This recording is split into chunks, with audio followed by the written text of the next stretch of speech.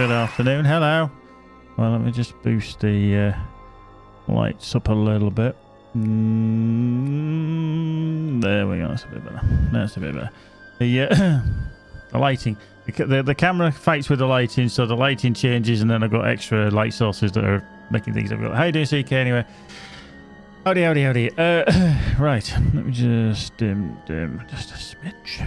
Just a smidge. There we go.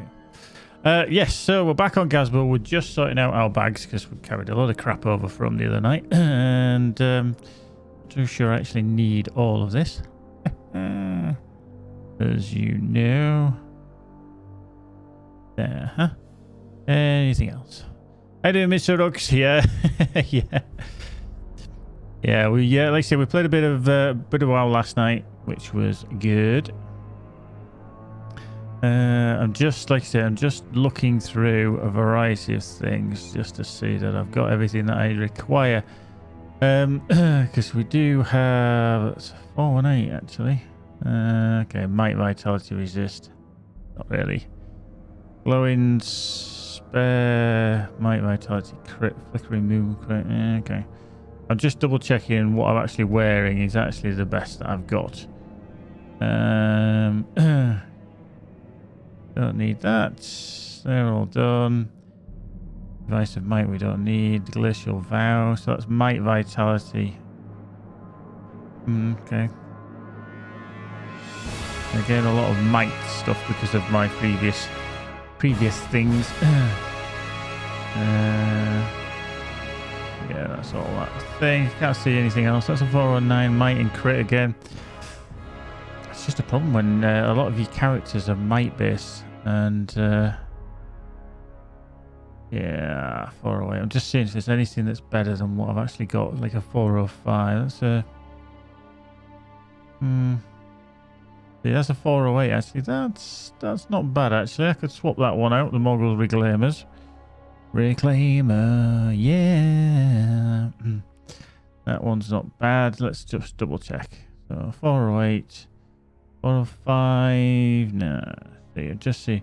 I wish it'd actually sort it into level and then like agility or whatever. Lolzone. Yeah, not intentional. Don't worry. That will be coming off shortly. It won't be staying. That is a fact. Yes, these are all getting 401s, aren't they? 401s, yeah.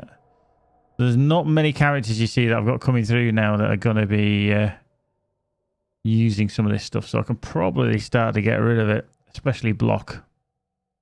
Yeah, 400 finesse crit. Yeah, okay, right. We'll just have a look at the account essences. This we are going to plonk onto one of our characters. The gloves. A lot better. I mean, not perfect for, but evade and fate. You could argue that fate is okay. You know, because of the crit rating, but we will stick them on. We will drop those back into gear, and then this one we need to swap out for the Mogul Reclaimed Ring, which is that one. Okay, so that's finesse, fate. Who wants physical mastery? Same. Yeah, there we go. But what I want to do is looking at these evade essences and stuff like that. I've just got these account essences, which obviously moonlits are like say. Let's have a look. We've got an agility one. Have we got an agility one? Like a Mithrin one, it gives you 840, and the moonlit ones gives you 1.8. So yeah, obviously there's no reason not to plonk that into something. Let's stick it into what should we have it in? The earring's probably going to stay, so we'll stick it into there for the time being. The evasion, that's handy for us to avoid stuff. Let's stick it into one of those. Let's see, that's a defense. Evade, another evade we've got there. We're doing all right on the evade. Bit, finesse, something like that could go in. Parry, okay. Physical mastery, maybe. Resistance, incoming, tactical, will, physical mit. like I say, a lot of the time for this character anyway, he's just going to be a leveling thing. He's not going to do a lot in regards running around in is that finesse anywhere such as an instance. If we think of anything like with the 3 peak stuff, which I haven't got actually, I haven't bought yet. I am holding off on that. We are going to wait on that because I'm a bit dubious. But yeah, he's not going to be instance based, this one, at all. I wouldn't have thought, because I don't really know how to play him as a character in that vein, should we say. There we go. And we'll just stick something of that into these. Anything else? I can go into there as well, can it? Okay. Yeah, okay, we've got high evade there. That's cool. That's groovy. Right, ingots. Now we've actually sorted out which freaking bag this was actually in, because I did make the boo-boo the other day. Take this bag and then go, ah, shit, who's got that? And his character was carrying it around all the time. Yup. Right, let's just bring out the leathers. We've got the one there. Let's open that one up. Plunk that one into there. So you can tell there aren't as many people on because everything's activating as quick. But how are you doing anyway, Lolzo? Good evening, good afternoon, good morning to you. CK's here, obviously. Furlon's here. Mitch Sedux is here. Taivi87 as well. Everybody else that's dropping in. Thank you very much. Yeah, just to go back to the whole 3 Peaks, obviously, is the new mini expansion that's just come out. I haven't bought it. I don't intend to buy it straight away because I want to see. I know it's only 15 quid. It's half the price of Mogul, etc. That came out last year. I appreciate all that. However, my issue with it all is that it seems like a hell of a lot of nothing for 15 quid. I know there's a new raid and everything, and I'm not disparaging the work involved in creating a new raid and instances and the missions and everything, but I'm just thinking, do I need it? You know, now you might say, but you know, you might need it because of XYZ. Yeah, in the future maybe, but I don't think generally I do need it right now. But I'm sure that can change in the future. I'm sure it will. Now that's interesting. What the hell did I just do with all that lot? Because I had some things. I put them into my shed. Gear. I'm not too sure if I hide items bound from other characters. Right, I have done somewhere. Something around here that I wish it'd actually have the other way. Bound to account, bound to account. See, that one. Shouldn't put that in there. At all. Bound to account, that's all. That's bound to gas. Yeah, see, I shouldn't have dragged that into there at all. That one as well, because I'm going to deconstruct those. Bound to account. Oops, did I go down the level? There I did. Count. Count.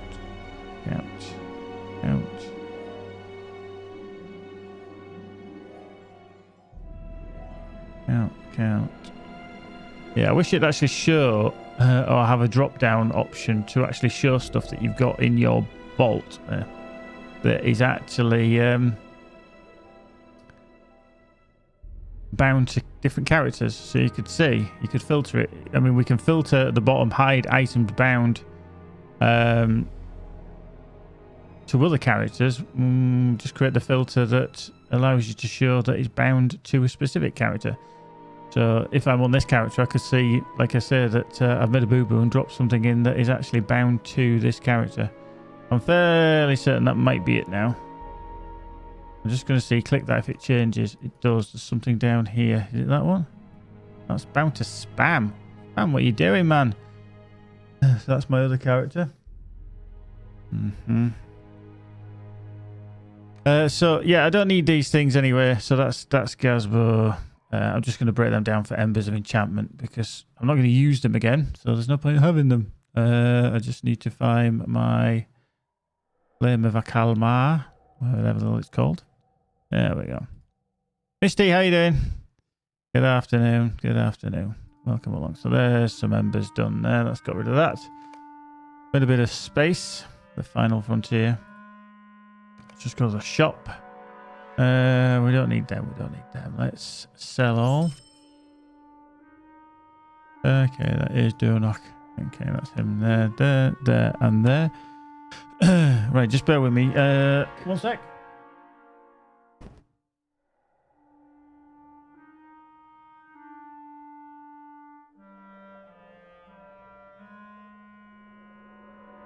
I'm just updating Magic's PC. Obviously, Lord of the Rings had the big update yesterday, so that's just doing that now. So hopefully that's behaving itself, doing what it needs to do. Right. That's there, that's working. Fabulous. So yeah, what we're going to do is we're going to carry on, because obviously I need to get through the Black Book. I need to kind of, well, progress. We say we look at the quest log, Black Book of Mordor, which is climb the ramp between the second and third tiers. So yeah, still haven't even done that one yet.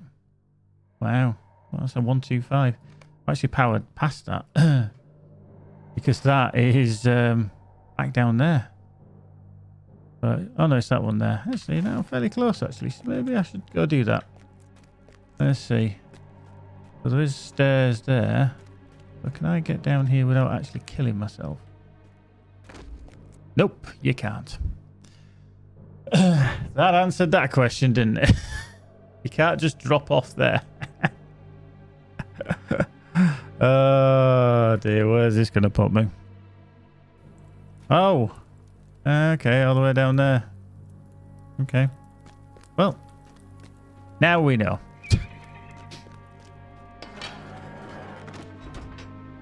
That put us where we, I don't know if it actually helped us or not. Might have. Let's see if there's actually anybody else. No.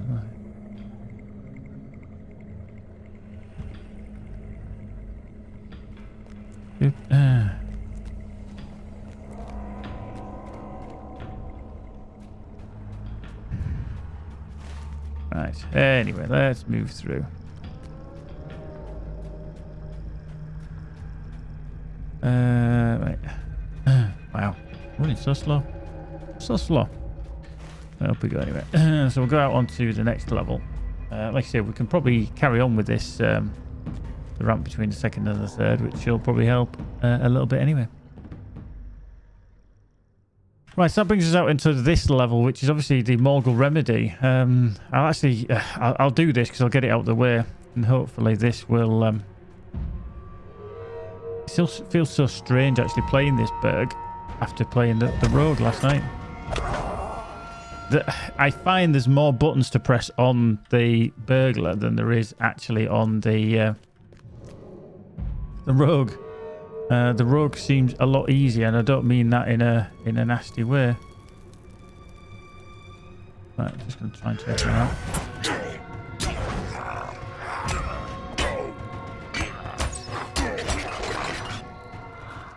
There we go. I'll grab some of this. Like I say, it's just to finish that off. I don't need to, if you know what I mean. It's not necessary. Just need to find the boxes with a resistant mold. Okay.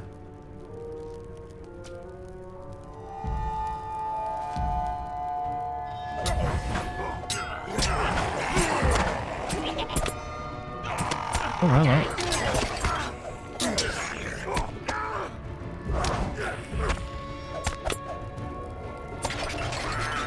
There we go. Another resistant mold. He didn't pull. That's handy. And then back into there. Dog arm. Okay, I'm just checking. I don't actually know where all the boxes are. We'll have a little nosy around. Hopefully we'll find something. There's one. Can I sneak past? Is he going to notice? No, he's not. Oh, hello.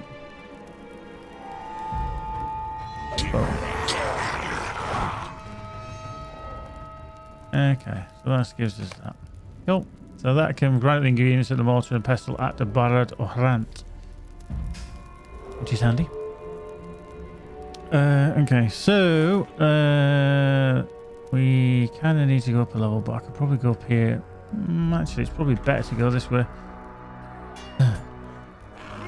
Somebody's on the stairs, kicking the shit out of something. Nadira, whoever you are, having battles. Looks like it dropped off. Did it jump off? It did.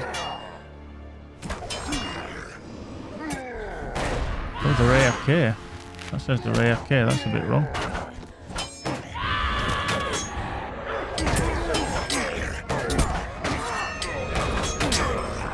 I think, mind you, they just had AFK on. Oops, hang on, I got stuck. I think they just were AFK, but they still got the AFK notification on them. So whether they're actually meant to be AFK or not, I'm not entirely sure. But I always feel that when somebody is AFK and they're getting the shit kicked out of them, you kind of have to dive in a little bit. Right, so Silver Hobbit gift, basic. Wow. So what do you guys think of the new update? Are you playing the new update? Are you holding off paying for the update? Do you think it's not enough for too much, or do you think it's decent value for money? Have you bought one of the collectors or the special editions with the extra fluff?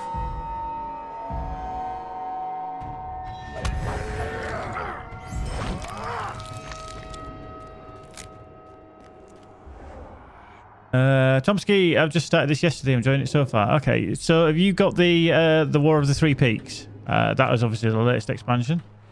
Have you grabbed that, or are you literally just playing Lord of the Rings for the first time? I mean, that is awesome, because to be fair, if you are just starting it, then you've got a hell of a journey ahead of you. In a way, I'm kind of jealous, you know, because I've played a lot of the content apart from the brand new content that is. Several times. Literally just started. Fuck. Well, do you know what? That's for you, Tomsky. Congratulations. Enjoy, my friend. You're in for a treat. Elf Hunter. Good starting class. Very good starting class. You will, you know, I'm sure have many questions or, you know, things that you need answers to.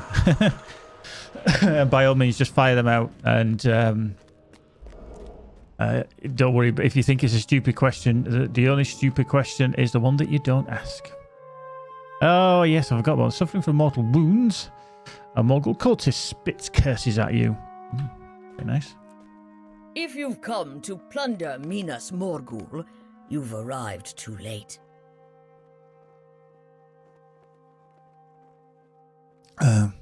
If you've come to plunder Minas Morgul, you've arrived too late. The coward Gothmog sealed himself away in the tower, but he has minions roving the city, searching for whatever treasures might have been left behind.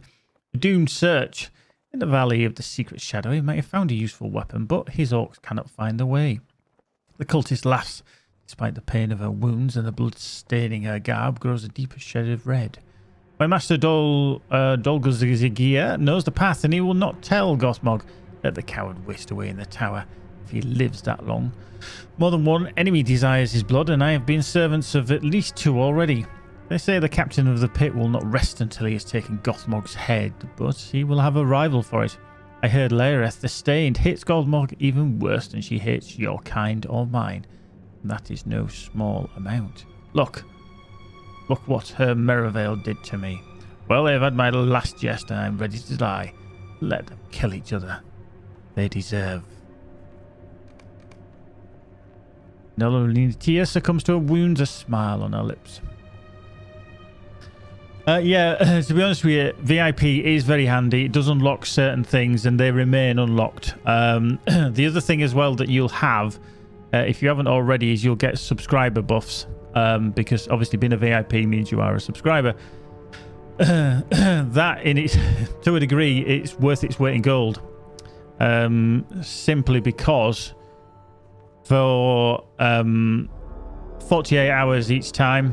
If you get the subscriber buff, you get basically a little vial that you can activate, which gives you 48 hours of basically accelerated crafting time and prevention of wear to items in combat, defeat, and crafting. Also, you get the little... it looks like a little horn. We can't actually make out what the hell it is, but subscriber town services, you just right-click it, and obviously it brings up these. The other thing with VIPs as well is that you can access your mail anywhere in the world. You don't need to go to a post box. Right, so we're going back to Echad Wheel. And speaking to Faramir. We need to kind of kick this journey on a little bit because I'm a little bit behind. So if we concentrate on maybe doing that, because I am 130. I know I don't look it, obviously.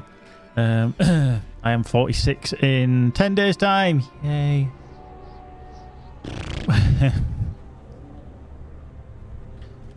We the lucky ones. Right, okay. Let us hope you bring glad tidings, friend. Wheel. There we go. We're flying along.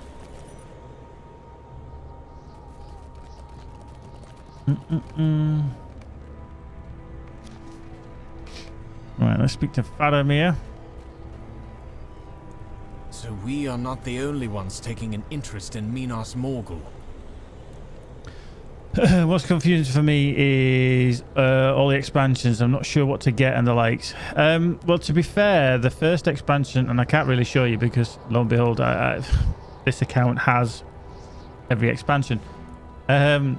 But there's certain sales on at the moment, which what's the problem? I can never actually see what I can actually look for.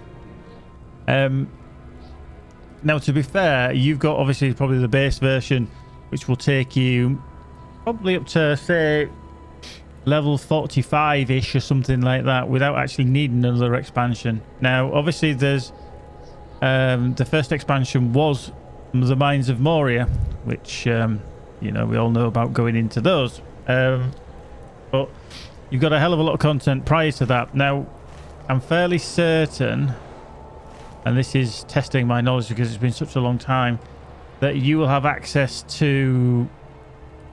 Probably won't have access to Evendim because they were a quest pack. Now, Tomsky, I need to ask you the question. Did you... I know you've only just started playing, but have you only just literally started playing, or did you create an account a while ago and redeem codes that were given to allow access to a lot of content for free? Because if you've literally just started, you'll be kind of limited in the scope of where you can go. Ah, okay. Yeah, a bit of a... not a problem, but up to the end of August, literally beginning of September, they had a LOTRO free quests code, which allowed you to basically grab every quest pack, barring a few that would take you all the way up to basically Mordor. Yeah, I mean, obviously people don't know, they're not aware, and it's a bit unfortunate. But they did run it for about 6 months, I think, some from about March until about September, so 5 months or so. So it was a bit unfortunate for a lot of people who used a free account. And then there was certain quick expansion packs, quest packs rather, that you could buy anyway. So not to worry, it's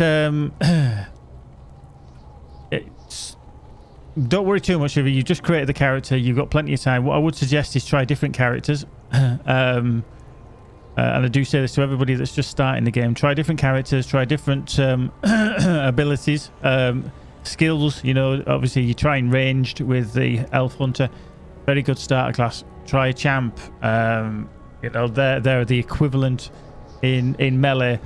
See what you like before you kind of commit. The thing with the Hunter, and it's not a slight on Hunters, they are very quick at killing everything. Simply because that's what they're there for. They are a DPS machine. Same with the champ, they're there as a DPS machine. Obviously, the survivability on a champ is probably higher because of heavy armor, etc. But definitely look at other aspects, other classes as well. Especially while you've got the VIP, get them thinking. Now, Keeping may be able to tell you the best route regarding expansion packs, etc., because it's all a bit confusing. You see, I've never had that problem with having a VIP permanently. I've never known. The only expansion I first bought was Mines of Moria way back in 2009, I think. 10, 9, I think it was 9. So there's that to consider, but Keep, you might have a bit more knowledge on that one because, like I say, it's always been a bit awkward. I can't tell you where the quest packs enable you, but yeah, Tomsky, just like I say, initially just carry on with the game, just try and get used to it, enjoy the different areas, different starter areas. Obviously Elven, you'll probably be up in you'll be up in Erid Luin, I would have thought, for a starter. I think I'm sure you're up in you're in Celendim. Okay, yeah, so you're in Erid Luin. This area here is Erid Luin, and Celendim or Kelemdim is down here. So obviously that's where you are, down in that far corner, working your way through Rathtereg. It's a very good place, Rathtereg, to do some of the deeds as well, which you'll pick up. One of those is Goblin Slayer. You can go around there kicking the shit out of lots of goblins. You'll do the deeds, get virtues and stuff like that. So lots of things for you to work on. So don't worry too much. Just enjoy it and create different characters as well. So, and then you know, we can look at the expansion now. Obviously, when you look at the store quad pack from the web store, preferably when it's on sale, you get the first expansion one on sale. It's usually on £10. Yeah. What's currently on sale, because obviously when it pops up it says 25% off select expansion quests and more. So obviously that isn't the expansion packs, that's just expansion quests. But I actually don't know because I can't see what they are, which is a bit mental. I wonder actually if I could go to LOTRO.com and then just have a look at the actual market, see if there's actually anything there we can look at without being into an account. Why is it keep doing that? I just want to go to LOTRO.com. Can you not do that for me? Thank you. 30 quid at the moment. Yeah, that is expensive. That is expensive. Right, let's have a look at LOTRO market. Yeah. Expansion packs.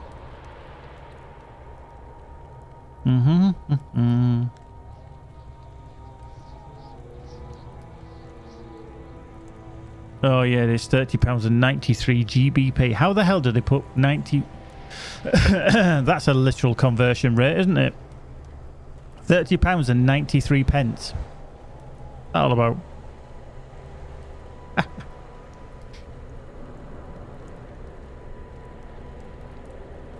There we go.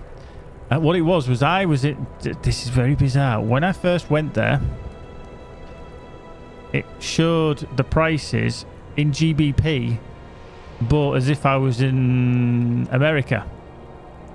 So that related to like transference rate of £30 and 93 pence. But it was only when I went to the top and made sure I actually clicked the UK flag did it actually change the prices correctly. So yeah, so that is a little bit expensive. So yeah, you get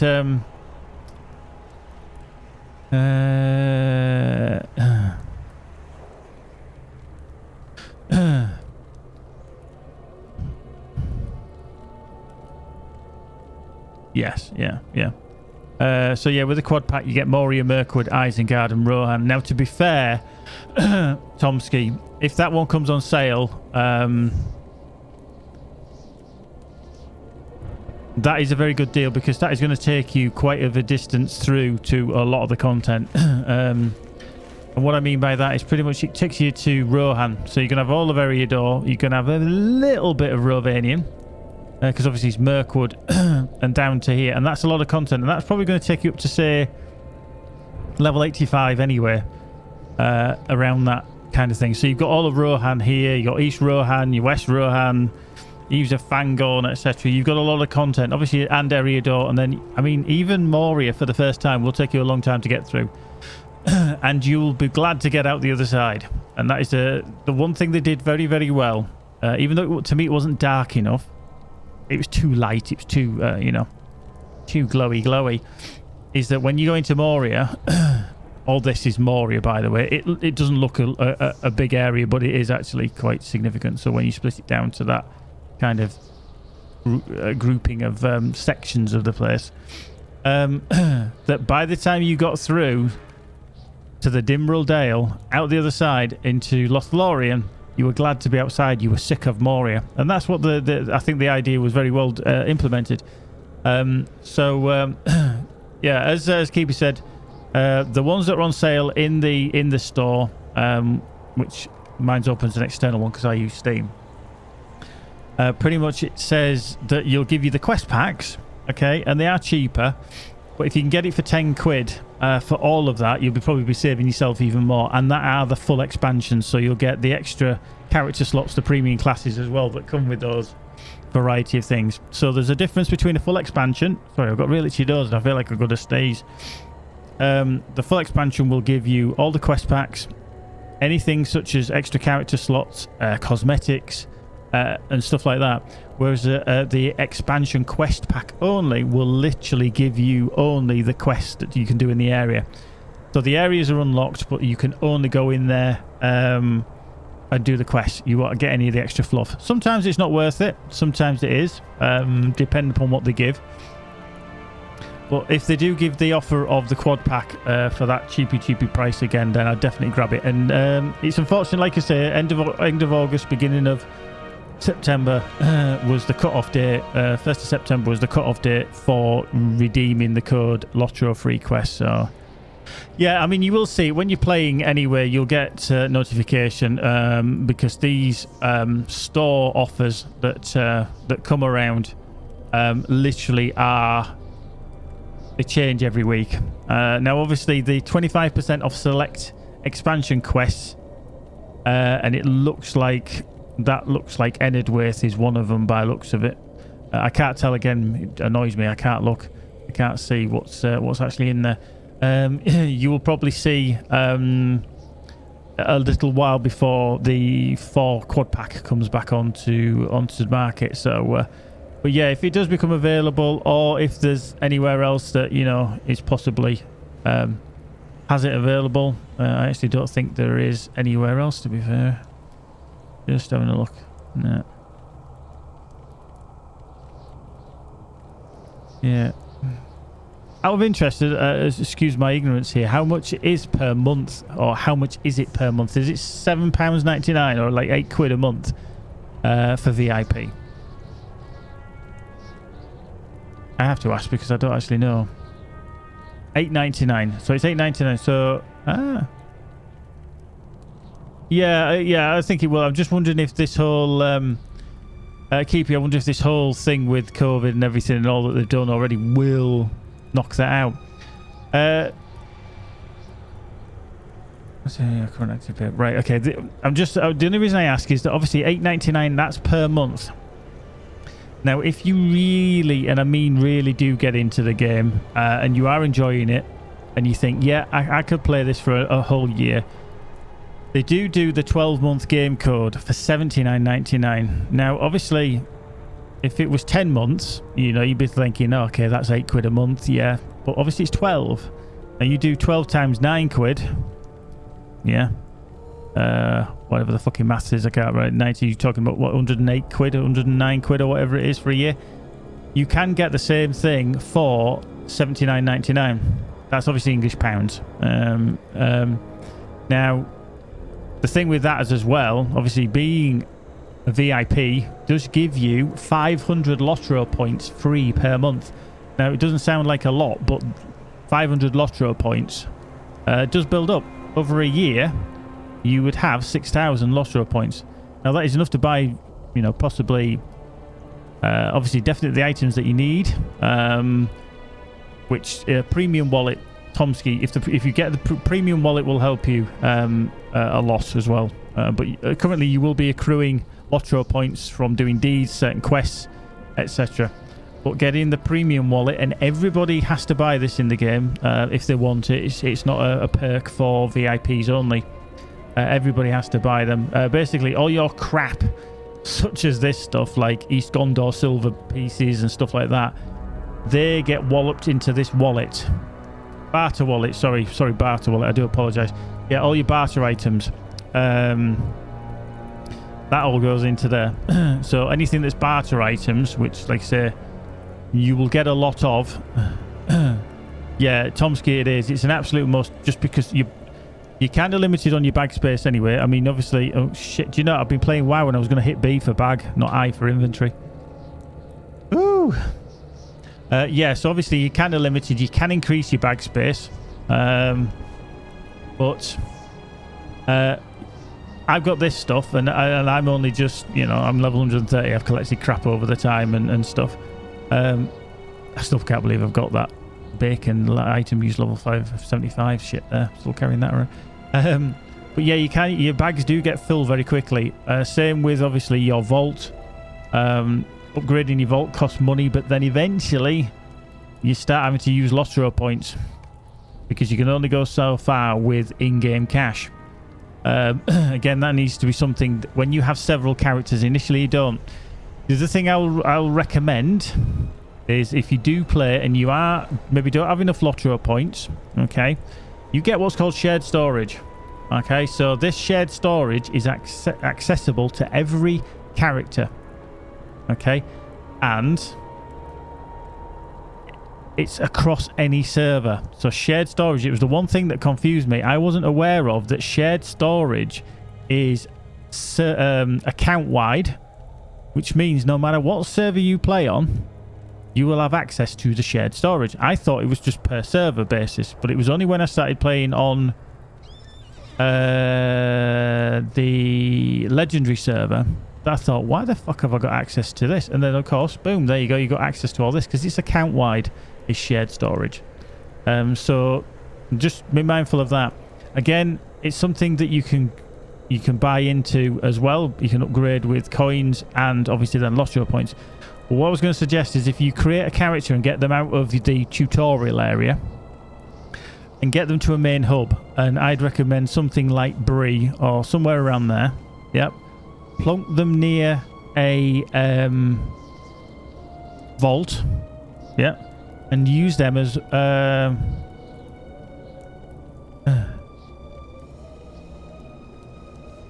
wow, cool. Keepy, thank you very much. Yeah, we'll have a look at that. Just out of interest, people that haven't known, I do have some merchandise. It comes through on the ticker from time to time. Keepy bought some a little while ago. We've just been waiting for it to come through because it's taken a while. It's gone to America and then flew into Switzerland, I believe it was. And then unfortunately got stuck in customs. And I did offer to pay Keepy for the bloody customs charge as well, because I didn't realise that was going to happen. But we've sorted that anyway. But he's bought a few things anyway that we're going to have a look at, because I've not seen the quality of the merchandise. So I wanted to have a look, and hopefully he'll stick it up on one of the Discords, etc. that we're on.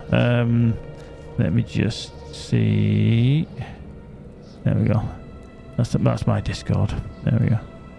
Which messages? Chat games. There we go. Notebook is also nice paper, and the mug is good. The mug, yes, the mug. That's not my face he's on about. He's on about literally he's got a mug.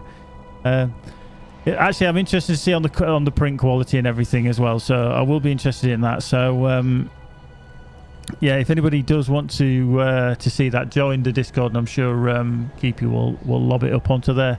But yeah, Tomsky, just like I say, if you find yourself running out of room, you maybe haven't got enough cash to unlock everything in your own vault, just create another character, do the intro, and I would suggest you do the intro on every character. It's only after you've got several characters that you kind of might want to skip the intro and get out into the world, but get them to a hub, get them to Bree, Hobbiton, wherever, plonk them next to a vault, and they become what's called a bank alt, an alternative character. So just for the definition of what alt means, an alternative character. They literally sit there at the vault, so they can access their own vault. Yeah. As you start earning money, send them money to unlock their vault, and then you've got access to shared storage. You plonk things that maybe you can't carry in your shared storage or haven't got enough room. Give it to them. They put it in their vault. Okay. When you need it, you switch to that character, you drag it out of their vault, put it into the shared storage, you switch again. Oh, they're cool too. Hey, there he is. There he is. Da-da-da. He's alive. Welcome, welcome, welcome, welcome. There he is. There he is. I see you. T7 Tomba. Yeah, that's what I would suggest as well. But like I say, initially, just enjoy the game. Try the different character classes. And see how it goes. Like I say, if you do have any questions, just fucking holler. There's plenty. Yeah, but don't worry about it too much. You won't run out of space straight away. Yes, we did find that out. Yeah, you can mail it to your own characters, just character name. Yeah, because there's certain things you do pick up which are bound to account, which are handy, because that means you can switch around items. And such example is in my shared storage, I have gear. Now, all this stuff here, yeah, exactly, that's what they're based around. All the classes are based around certain people from the books. Captains, Aragorn kind of thing. Legolas, obviously, we've got Gimli the dwarf as some kind of guardian. Samwise is the guardian, isn't he? You've got obviously the Law Masters, which are kind of Gandalf-esque to a degree. Yeah, Gimli's a champ. Yeah, sorry. But yeah, this shared storage here, gear and other outs. These, if I just hover over it, it's the one on the left that's nearest to me here. The Morgul Reclaimer's silver bracelet is bound to account. That means any of my characters can actually use that, as long as they can, obviously. As long as they are able to. It's got a minimum level requirement. But there is certain things that you can put into here. So, like, say, I have a scholar, which is my hunter. I just plonk everything into here. And then when I log him on, I just take that out of the shared storage and put it into his storage. So, There's ways to do it. It's almost like a carousel. Think of it as a carousel. Plonk things in, take it out. And then obviously all your other stuff as well that you can have access to, because you get crafting crosses over with each other. Some resources are required for various things. So, yeah, but if you do have any questions, like I said, don't worry. Just holler. Just get rid of that. Just use that. Right. So we're going to jibber jabber to Faramir again. So we're not the only ones taking an interest in Minas Morgul. From your report, it sounds as if Ugracor and Laereth have both sent their forces to the city, and Gothmog still commands a significant portion of the orcs within. Furthermore, this Morgul cultist spoke of one called Dolgazigir, about whom I have heard little. These interests may not align with each other for now, but we cannot take the risk that they might set aside their differences. Any of these foes will slay us without a second thought. The Valley of the Secret Shadow. I do not like the sound of that. Perhaps Mithrandir will know something of this place. Good question. When you get a mount, as a VIP, I think you get it a bit earlier, don't you? I'm sure you get it earlier as a VIP. As a normal non-VIP, I think it's level 20 is a quest. But I'm fairly certain it's a little bit earlier as a VIP. Again, it's one of those things that's so long ago, I can't actually remember. Right, let's speak to Mithrandir. As a viewer, you can all for level 3 at 20 at Hengster's farm, otherwise you can buy it at any level from the store. Yes. Now, obviously, with having certain expansions, etc., you get given fluff items. Now, one of those might be a steed that you can have. Obviously, you get war steeds later on and stuff like that. The other thing to consider is when you go into Moria, you kind of get given a goat as well, because goats can be used underground. Horses can't, but goats can. You got to remember when Frodo and the Fellowship and everything were going into Moria, they wouldn't allow or Build a Pony couldn't go in. Yeah, Build a Pony couldn't go in. They're afraid of going underground, so they had to release him, let him go, and they obviously eventually found his way back to the Shire, I believe.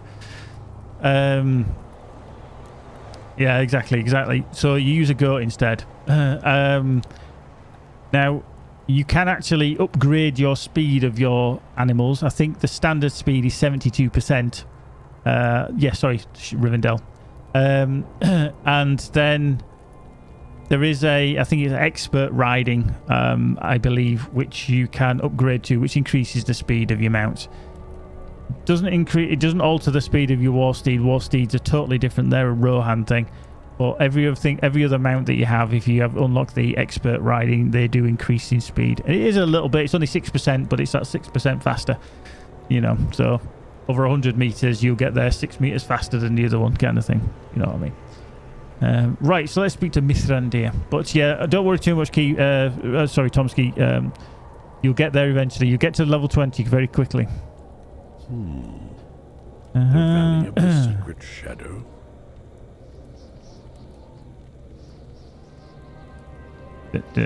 Cool. The Valley of the Secret Shadow, that is Thuringwath, but its location is unknown to me and to any good folk I should expect. You remember the orcs that challenged the forest gate on the edge of Erin Lasgallen? The note that you found mentioned a hidden pass named Falshgirth and a secret enchantment. It is possible these spells mask the way to Thuringwath.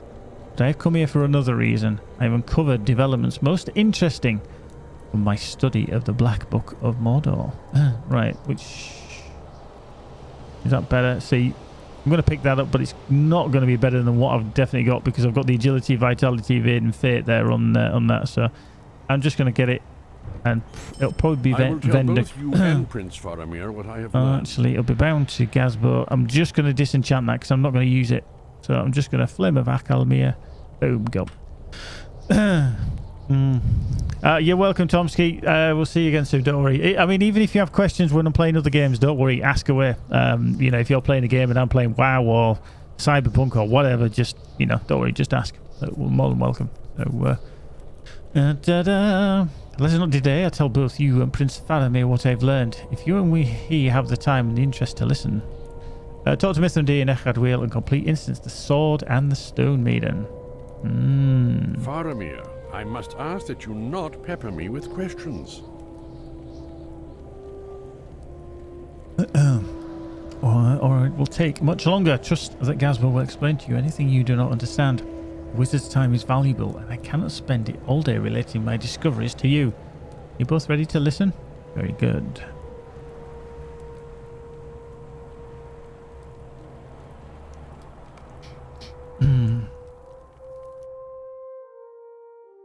These are the halls of memory, where the words of Voin give shape to deeds from long ago. Hold your questions, Faramir. When we last left Voin and his companions, they adventured in the Grey Mountains. Let us turn our attention to Ered Mithrin and pick up the thread of that tale. It seems every new discovery leads to further questions. I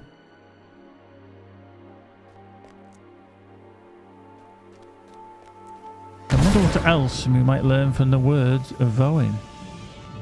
Right, onwards. Was he just a quick jibber jabber? There we go. So these are the halls of memory. And for those that have never seen it before, when you look at the map, because it's from the Black Book of Mordor, there isn't a map. It's all what's in the actual book. It's the story and unraveling the story that we're doing at the moment. But the map itself is the actual Black Book. So we are revealing the map kind of thing through the book. It's very clever, actually. I wonder who came up with that in a meeting that said, do you know what? We'll put a book as the map. Somebody thought, fuck yeah, that's a good idea. Right, here's Gandalf again. So we've been here before. Obviously, we've unravelled a bit of the mystery before. We've seen certain characters. We've met certain people who we'll get to know a little bit more about. But the Black Book of Mordor, I think, is probably one of the best books in the whole of LOTRO, because it does unravel a lot of the past.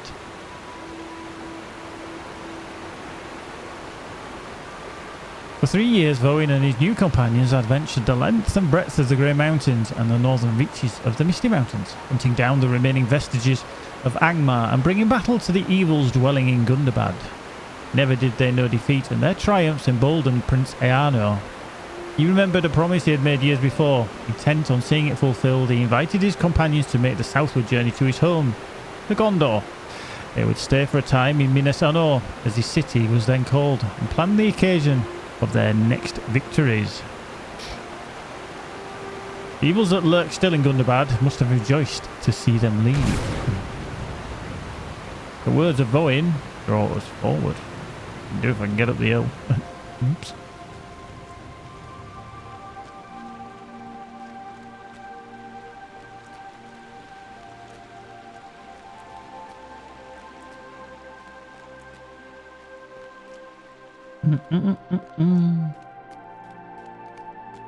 Owen does not recall the name of the tavern. Might it have been the Merry Swan?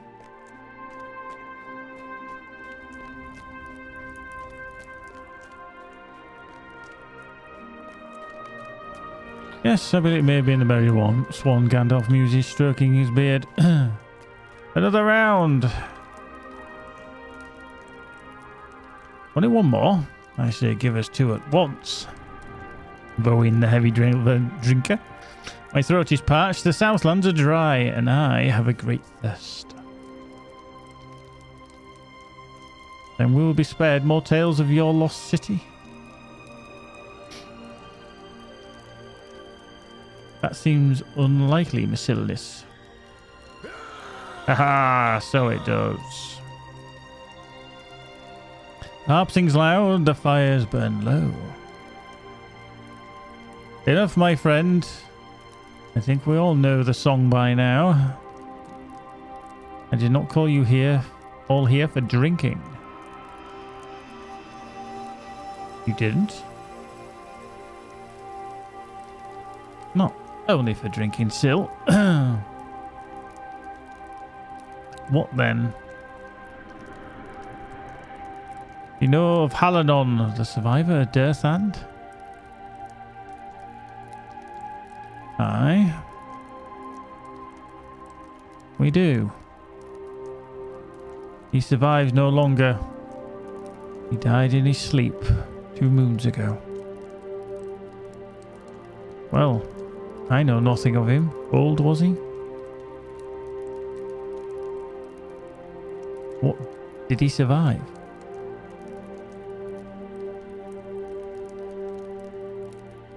Thrice 10 years ago, Halanon served in the fortress of Dirthand, the Black Shield.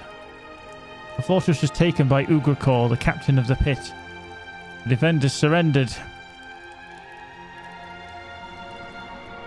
Ugracor accepted their surrender and slew them anyway.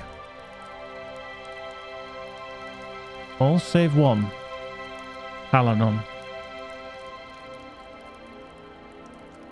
It's a sad tale, and the one I fear will become all too common where Mordor is concerned.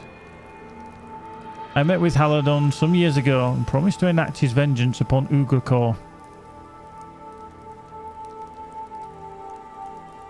I will slay the captain of the pit and retake Dirthand, I told him. But there was never a good opportunity, and now Halanon is dead. What will I say to his sons if I never make a good on my promise? You could make certain to never cross their path. I jest, it is a jest. Dirthand, you say?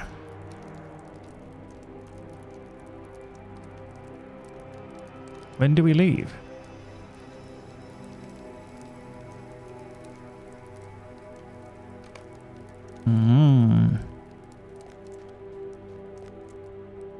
The plans were made and they were kept secret from all but Eonor's band.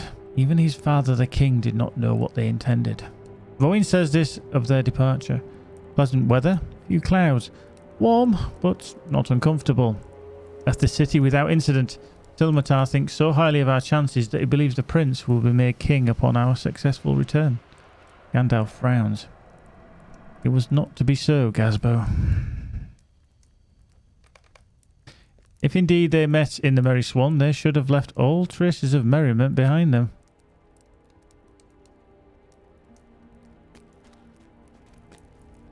But they did not. To the prince and his friends, it seemed almost a holiday. Oops. It beggars belief that they thought it would be easy.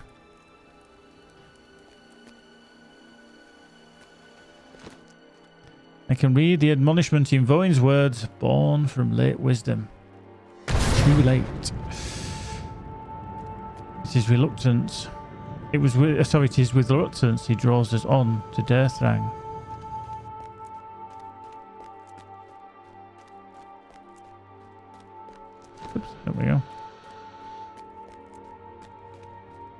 Uh-huh. The fine weather of our departure did not last, Gandalf reads solemnly. Their experience in Mordor was bleak. To hear Voin tell it, nothing went right for them once they passed into that land. The fortress that was once called Durthan became far more inhospitable with its transformation into Durthang. It was more well defended than the adventurers expected, and they faced strong opposition from the very beginning. Silmatar soon changed his opinion of their fortunes, receiving a leg wound that caused him a great deal of pain and put a limp in his step. They found no sign of Ugrikor within the fortress, and as their dream of slaying the captain of the pit faded, tempers in the fellowship ran hot. Eärnur dulled his sword on the thick hide of a mountain troll, and with each combat the blade weakened further. At last it snapped, and the Prince of Gondor was left weaponless. You cannot continue without a sword, my prince.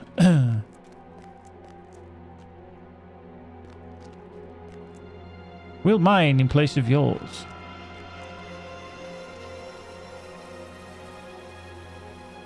That will leave you weaponless, and we need your blade skill. No, I will find something else.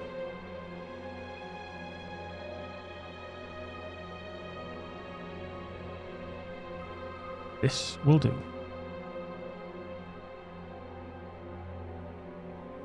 An orc blade? That is a poor substitute. It will have to do.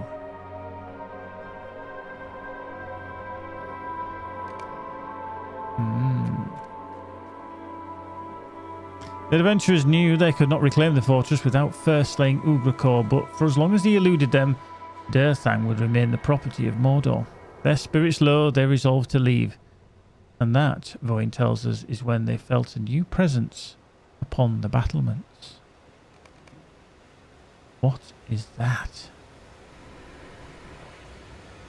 An apparition approaches.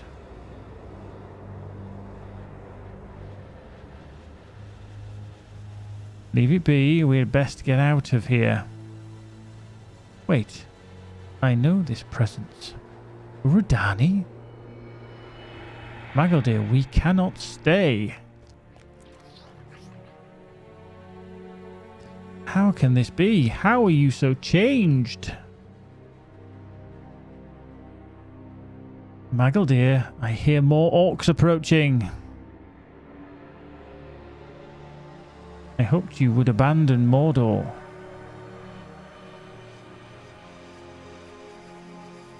What happened to you?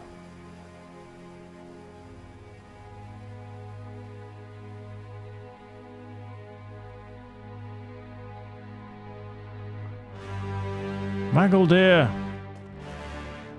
Knights of Gondor, to me! Now you will die, witch.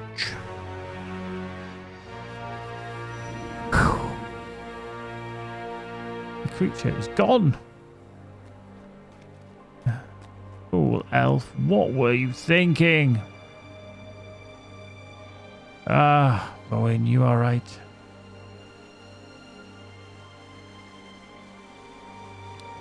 It was a deception.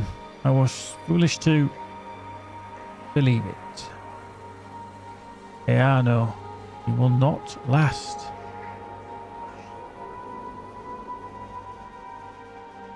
The orcs are getting closer. It sounds like a lot of them.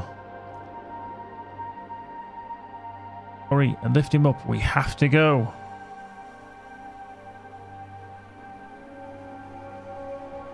No, Eärnur. These wounds are my last. I can feel it.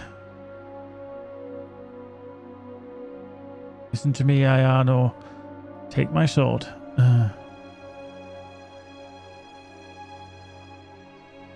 Wield Orthodel and defeat evil. I will, my friend.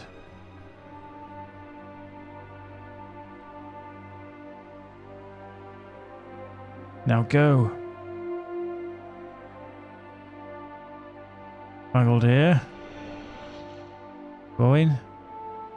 I expect. Zafar.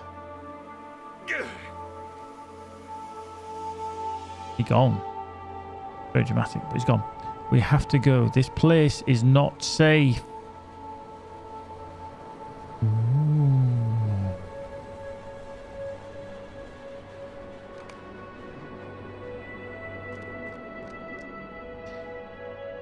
And so to the survivors of Eano's band return to Minas Anor, defeated and mourning the loss of their friend. Silmatar's hopes as they set forth did not come to pass. Indeed, King Eanil was more wroth than they had ever seen, and he forbade his son from leaving the city without his consent. To Voin's eyes, the prince was made a prisoner, and every day the flame of Eano's rage grew hotter still. Eano met with Voin and his knights in secret to weave elaborate plans and plots of revenge against those he blamed for the death of Magaldir, Rudani Stone Maiden for the deed itself, and Ugrikor for his absence at Durthang. If he had been there, Voin writes, the whole adventure would have gone differently. The prince is sure of it. Gandalf strokes his beard. I see in this account much that is familiar, Gazbo. No, not the deeds themselves, for I have never seen any record of this doomed expedition to reclaim Durthang in the texts of Gondor. What I find familiar is this description of Eano, son of King Eanil II. Even the known records of his disposition describe Eano in life as bold, brash, and reckless. I wonder if he remains so as Mordrith, and now as Gothmog. That is enough for now, my friend, and Faramir, I trust you paid attention as well. These are matters that concern you closely, for this foe now lurks upon the very edge of your lands, and in a city that will demand your protection and that of your king once it is retaken.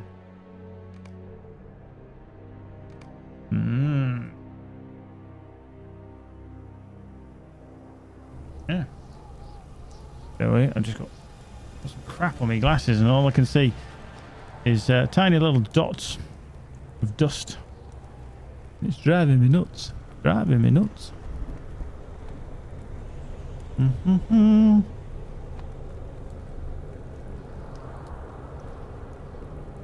Relatively clean now. Relatively clean. Boop. Right, so there we go. A bit more of the old story. Nath. That is quite a tale. One day you will need to tell me where you found this curious tome, Gazbo. The sigil on its face cannot be mistaken for anything save the Eye of Sauron, which marks it as an artifact of evil. How then it came to tell the tale of King Eano? Nay, not even so, for he is not yet king. But still, little is recorded of the years before he followed his father Eanil to the throne. Why such an account in a book bearing the mark of Mordor is troubling to me. But Eano's doomed adventure into the citadel now called Durthang has brought to mind a recent conversation. Beregond spoke to me of someone with an interest in that place. Speak to my captain and ask him what happened to the man with the shield. A man of Ithilien he was, but I confess I did not know his name. He was here at the camp, but I have not seen him since I returned. Speak to Beregond. There he is. Man with the shield? Aye, I remember him. I remember him. Did not look like the look of him, though. What Very did nice. he name himself? Arnoth, I think he was called. He carried a broken shield around with him, and it seemed to me he repaired it as best he could with leather straps. The thing was barely holding together, and looked as if it would fall apart at the first blow of an enemy's weapon. Irresponsible. I set him to conducting an inventory of the rations and water for the camp, but he has not reported back to me. Go find him, will you? He should be somewhere by the tent to the northwest among the crates.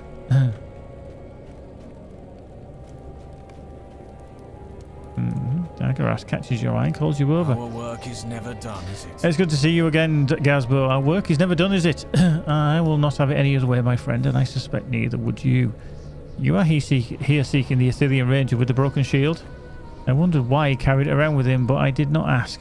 He seemed particularly interested in the map on the table over there, just to the west. Echad Yual map table. And as you can see, it is actually a map of this Thuringwath and everything in the Minas Morgul there, so you can see it is a map of a map. Examining. Anoth's dagger is embedded in the map, marking the location northwest of Minas Morgul. Ooh.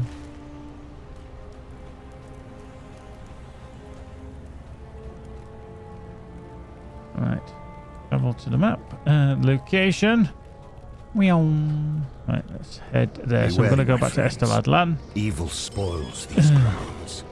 So obviously, Kirith Ungol up there.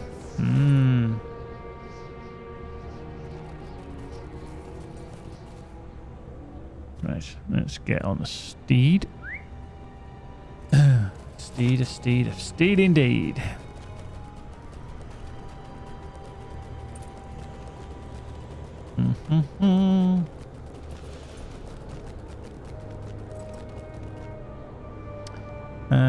Okay, the call of Kirith Ungol.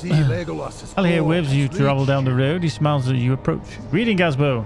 I see Legolas's call has reached you. It gladdens me to see a friendly face. Indeed, bestowed. Quest of Kirith Ungol. So that's the quest of Minas Morgul, so we need to do the Circle of Despair, Circle of Death as well. And then obviously we need to start these to complete the deed, which is this one. The quest of Imlad Morgul and Mordor Besieged. You need to do the quest of Kirith Ungol, the Minas Morgul ones, the Rath Duath and Thering-Wath. And then that unlocks the dailies, sorry, the weeklies. But we shall see on that one. I'm going to pick this up anyway, just because we're going to be in and around this area. Let me just get rid of that. Let me just get rid of that.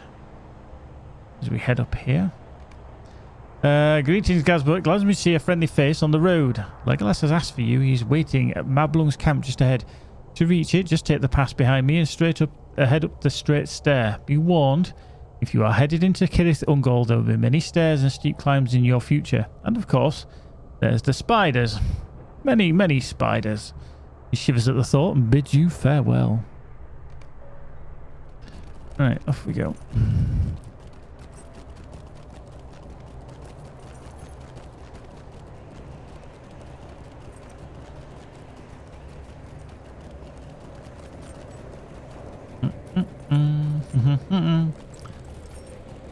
So we've got a couple of things that we'll pick up. Obviously, here we've got the straight stair.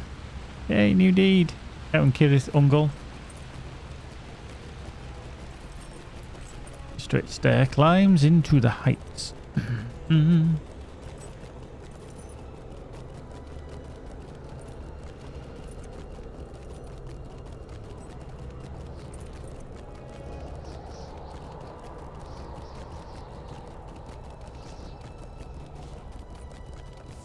That is a hell of a straight stair. It's still going. Still going. There we go. We're at the top. Right. There we go. Legolas waves are used to approach the camp. We get that. Will you hear my That plight? means we've unlocked all of those. Let's speak to Legolas. Welcome to Kirith Ungol. I have much unfinished business to manage here, and I would appreciate the help of a skilled and trusted friend such as you. When we last left the tower of Kirith Ungol, it was besieged by spiders. If the Gurjul failed to reinforce the garrison, the tower might fall to the spiders, and that would unleash the spiders upon Gorgoroth, and perhaps the larger world. I've heard no reports of spider activity beyond Lingris, so perhaps the orcs prevailed. We will have to investigate. There was also a matter of the Mirkwood spiders. When my father faced our old enemy, Infantamel, she said that all of her daughters had left her. We suspect that they may have come here at the call of their true mother. Finally, we must discover if Umwetari still lives. As valiant as Master Samwise is, I do not believe she would have succumbed to such a small wound, though it was inflicted by a courageous heart. She is ancient and powerful. There is much to do. We should begin by questioning the rangers of Ithilien. They've begun scouting the area and may have already some answers to our many questions. Okay, well, we'll speak to these just because it'll get it on the go. Our goal in Kirith Ungol is to try to establish a knowledge of any threats to Ithilien that may still exist in this place. Greetings, Gazbo. How have you fared since our last meeting? I am certainly glad for the help of Legolas and yourself. You're among the most skilled burglars I have ever met. Our goal in Kirith Ungol is to try to establish a knowledge of any threats to Ithilien that may still exist in this place. Specifically, where the spiders' presence is, their numbers, and if the orcs have any forces here. Indeed, despite Shelob's apparent defeat, we've already established that the spiders linger still. as of yet, we have found no evidence of Shelob herself, living or dead, but have found many of her brood. We know not the situation in the tower. I sent some rangers to approach as close as they could to it, which is not especially close, for the path is treacherous and spider-infested. They reported they could detect little or activity on the side of the tower. I do not know if they have simply moved the garrison closer to Doramath, or if they have abandoned the tower entirely. We also noticed that when we set up camp here, that someone, likely an Uruk based on the size of the prince, had passed this way very recently, heading east towards the tower. Mirthel and Glad here may have more information for you.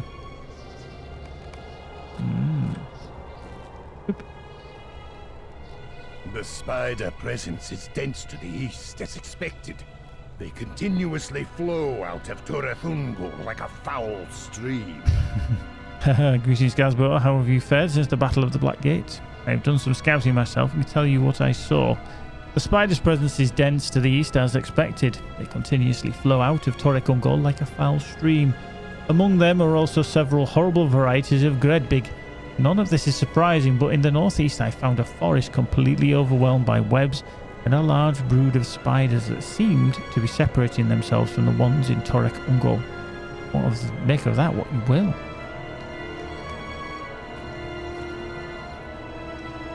In several places we found sets of footprints, like that of men both in shape and size that seemed to disappear mid-stride. Good to see you again, Gazbo. I'm afraid I have little time to catch up. We've come to a dangerous place and there is much to be done. I can share what information I have. There is very little spider presence on the west side of Kirithungol, which does not surprise me as we believe they are mainly coming from Torethungol itself. However, we have found one puzzling thing for which I have no explanation. In several places, we found sets of footprints, like that of man, both in size and shape, that seem to disappear mid-stride. The others are speculating that they sprouted wings and flew. I'm not sure I believe that, but it's certainly worth looking into. See if you can find some of these footprints to the northwest. Cool. Speak to Legolas again. Interesting. I am glad to have such skilled rangers at our disposal. They have saved us a great deal of time. You relay to Legolas all the information the rangers shared with you. Interesting. I am glad to have such skilled rangers at our disposal. They've saved us such a great deal of time. Legolas's attention briefly drifts away as he considers all you have said. Several mysteries now need to be unravelled. Why did the Uruk-hai pass this way? Did they come from the city or somewhere else? If they were headed to the tower, does that mean the pass from the east is no longer accessible to them? What are these spiders that sequester themselves from the others? And what do these strange footprints mean, where men can suddenly disappear mid-stride? We have much to consider and much ground to cover. I would like to begin with these mysterious winged men. While the spiders are likely the most pressing concern, I do not want to travel into a more dangerous area of Kirithungol with an unknown enemy still out there. Come, let us travel to the cliffs to the northwest and see if we can find the tracks for ourselves. What I'm going to do is I'm just going to click that one off because I want to just carry on with the epic. Because we're going to go find this spot. We will at some point come back because we need to do the deeds and everything on this character, but keepies after my coins. Good afternoon, everyone. Anyway, welcome. Good to see you all. Who we got? Felons, obviously, keepies here. CK originals in the house. Runix, Taldion, Carla Mastoro, Cold Heart, Handsome Rob, Idalara, Lemony Lime, Lolzo, Mr. Rux, Professional Human, Radar Waver, and Thicker and White Templar 81.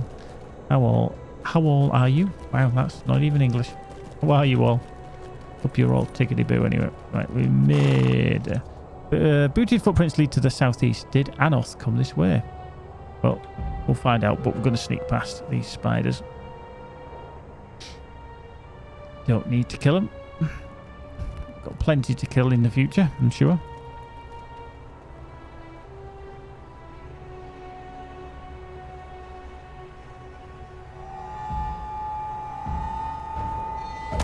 Oh.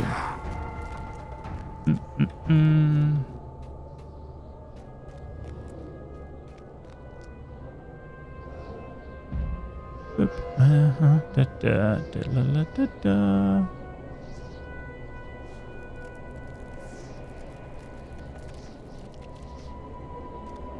mean, it is quite a task to animate a spider. I mean, you think lots of moving parts.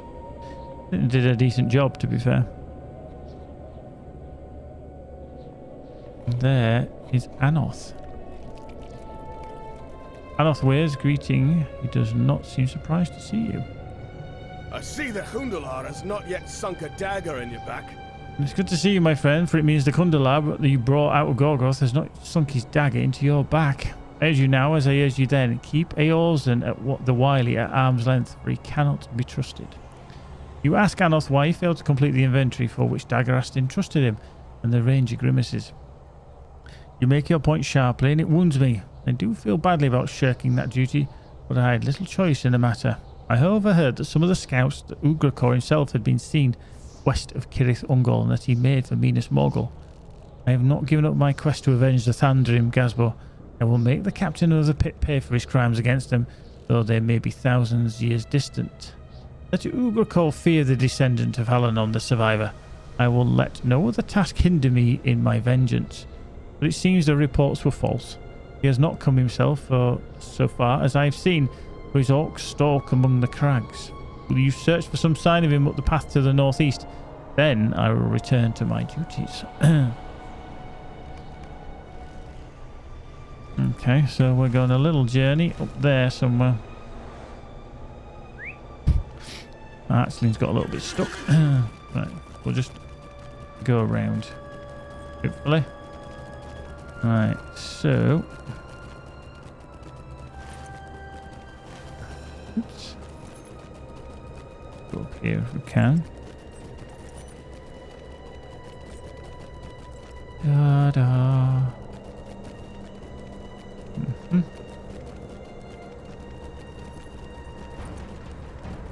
Right, something's pulled. That's the dire home. Fair enough.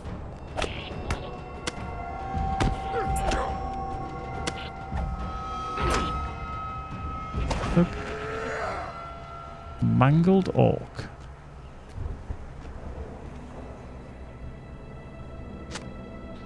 Dead orc bears Ugrakor's symbol and carries a report for his master. Ooh, can we read it? We read it. We read it. We're going to read it. We're going to read it. And drag these out of here. Ugrakor, the tunnels are still crawling with spiders and the spider folk seek them out. Half or more than half are slain by the very creatures they worship. The passage is not safe, but my boys have not seen any sign of her, not since we came down this way. We did not venture very deeply inside and saw no sign of any but spider folk making the attempt. If Gothmog... Oops, let me just stealth. If Gothmog was found a weapon to use against the spider folk and their mistress, he keeps it to himself in his tower. I will send this report back to you with a runner. None of us want to stay here any longer. So that is the report. Now there's one of the better views of Minas Morgul. Let's see if we could get a better view down there, couldn't we? Let's get right to the edge and then you can see Minas Morgul in all its glory. It is very, very nice actually. For all its dread-filled horribleness. It is actually a very nice place to go to. Definitely to look at. So if this little cropping here is actually done intentionally for people to take some good photos from. I'm going to stand on that one because that one just looks a bit precarious. So let's just get on there. Obviously, Orc Camp down there, which we've been to, but there we go. We shall just get rid of that. There we go. That is Minas Morgul, formerly known as Minas Anor. But, yeah, it's just such a cool, dread-filled place. I think the art team did a really good job on it. And you can see that it kind of gets worse the further you go up the actual tower or towards the tower. It's very, very nice. And then obviously the light does rotate on the top. You can see it moving around like a light beacon, lighthouse. The Tower of the Crescent. You can get some very nice photos of the place. Screenshots. And get my cursor out there. Do you know what? I'll even get rid of my ugly mug so you guys can actually see it. It says. There we go. See, that looks good, doesn't it? I'm sure some of you will have already seen it, but like I say, if you haven't, you do get a good view of that place.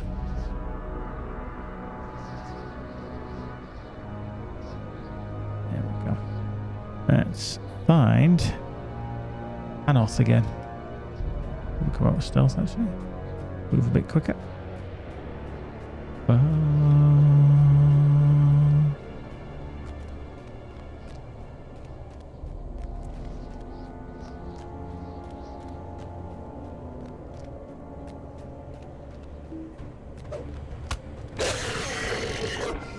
Hell, that brood hatchling. Fucking hell, the sound that made. Jesus. What does Ugrakor's captain have to say to his master? Anoth studies the crumpled note. These words are full of fear, Gazbo. It seems the masters of Mordor have more worries than King Elisar or Prince Faramir alone, or indeed the two of us. They fear the treachery of their allies. Listen, if Gothmog has found a weapon to use against the Spiderfolk and their mistress, he keeps it to himself in his tower. The promise of such a weapon will surely draw Ugrakor to Minas Morgul. Let us be grateful that the Ungolidain did not slay every member of this orc raiding party. The word of this should still reach the captain of the pit through the survivors of that band. He will come for Gothmog for this weapon, and I will be ready. The Thandrin will be avenged. You should bring this report back to the camp. Tell them what you've learned and that Ugrakor's knows Fenos Gost is close to him. Instead, he sends small raiding parties into Imlan Morgul by the way of Torek Ungol, as I suspected. Right, so we are going to head back down. Use that. I'm just bothered that we get to travel around a little bit. Right, I'm just going to put sacrifice on. So that come on. Keep going. Keep going. I'm taking the damage rather than the horse. Actually, didn't go into stratagem. How rude. Like I say, we're just kicking on with the book.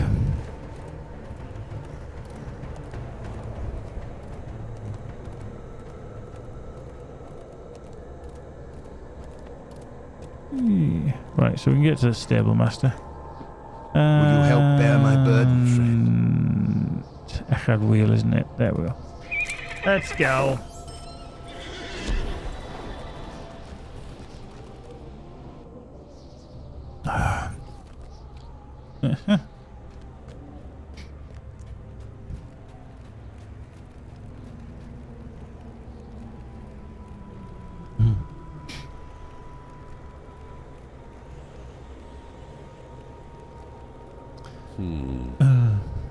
Anoth shirks one duty and seeks to avoid punishment by providing useful tidings. I've seen it before, but I am not his commander, and it is not my place to levy judgment. But I will caution him against pursuing vengeance with such single-minded purpose. He would not be the first to make such a mistake, nor, I fear, the last. But this report does help me piece together some of what I believe Gothmog has been up to while we were occupied with other matters. After the defeat of his armies at Pelennor, Gothmog fled to Imlad Morgul. And the safety of the dead city. Did he attempt to weaken the bridge west of Minas Morgul, as both Isildur and the Lord of the Nazgul had once done? I cannot say for certain.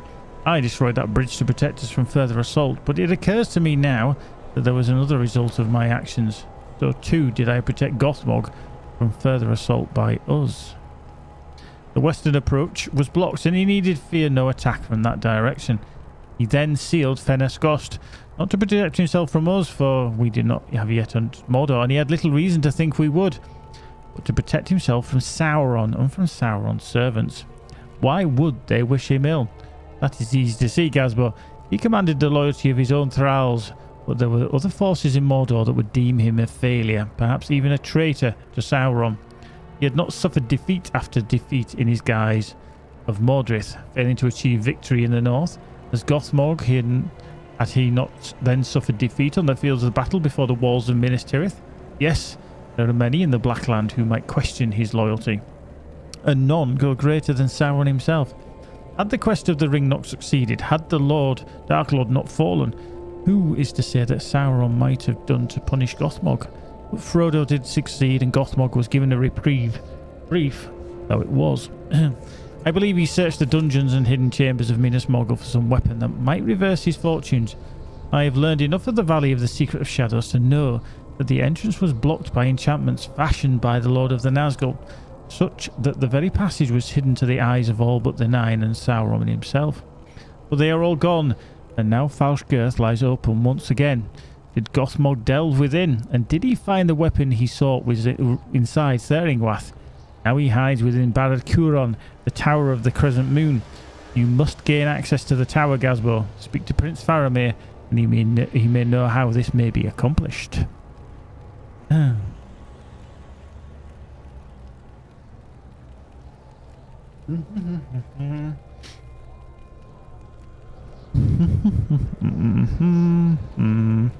Right, accept that one. The tower is sure to be well protected. Gaining entry will be difficult. Minas Morgul is a place of fell enchantment. Hang on, what I missed a bit there. The tower is sure to be well protected, Gazbo, and gaining entry will be difficult. Would that swords alone might suffice, but I think it will not be so. Minas Morgul is a place of fell enchantment and terrible sorcery, and I suspect our weapons alone will not overcome whatever guards the tower. Defeat foes as you climb through level to level in the Dead City, and speak with such of my scouts as still remain within. Mithrandan in the centre of the Merivale haunted tier, and Kulang, who intended to scout the uppermost tier of the city. They may have learned something of the tower's guardians. Good fortune to you, my friend. Our net closes upon Gothmog. I can feel it. Just a little more and we will be done with him, and Middle-earth need fear his evil no longer.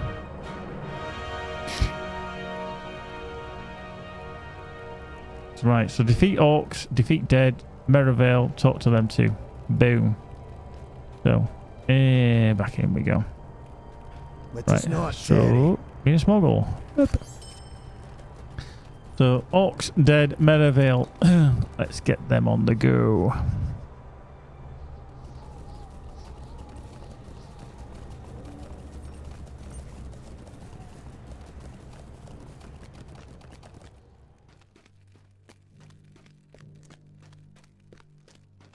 And up. And we go. 1 second.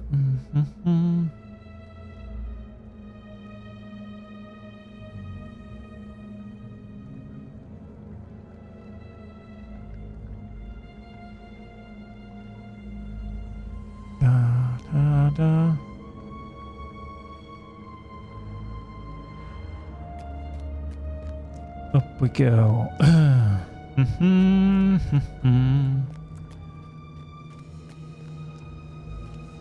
Right. If we tootle round and kill orcs and dead and orcs. Orcs and dead. Get some dead orcs.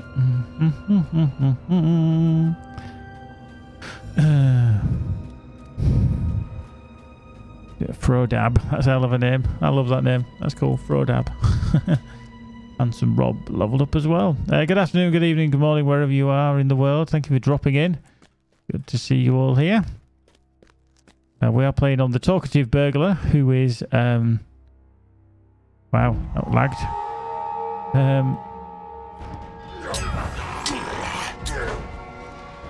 So that counted. That's good.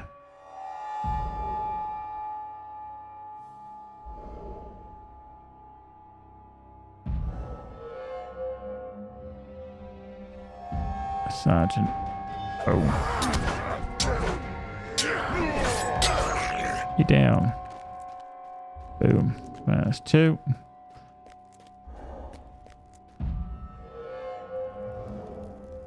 Whoa, Gothmog Scout. That's a Goblin Scout. We don't want...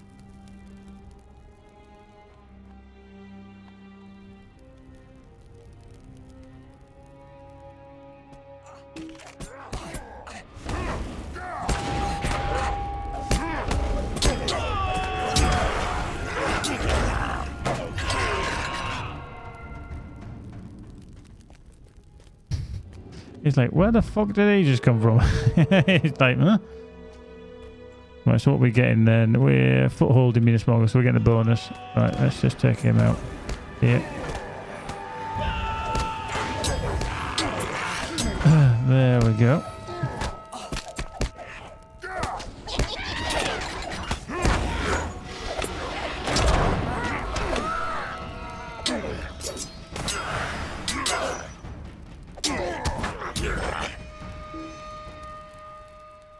Ooh, there we go, disappear again.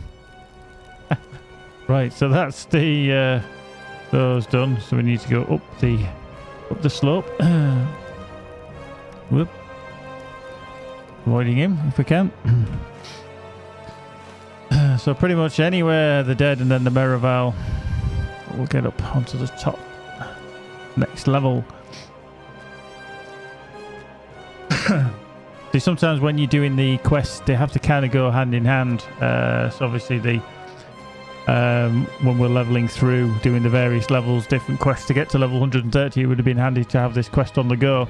But remembering what quests are needed where is a difficult thing to do. But so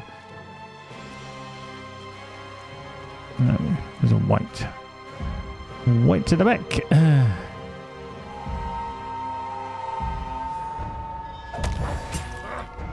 Oh, one dead, literally.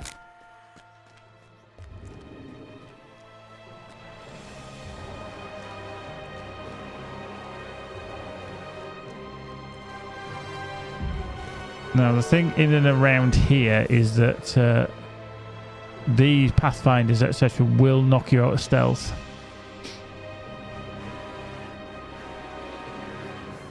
Now I'm not too sure these cargo. I can't remember if they do.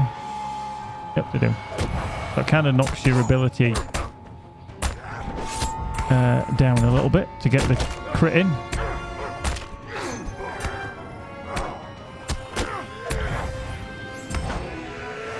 They don't count as dead. Okay.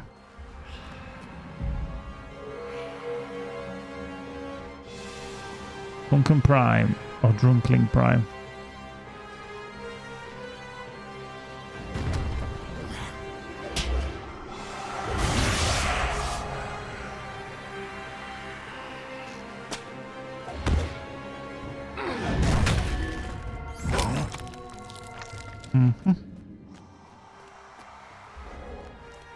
Right, actually he will count. They've obviously been here, which is fine.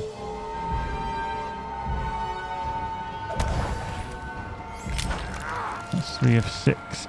So they've obviously killed everything in here. That's where they've just been. Bit of a graphical bug there. It's normally where one of them is tied up, I think. Yeah. Right, another Morgul White's just appeared, which is what we need anyway, so I'm not too worried because we're just going to pop in from behind.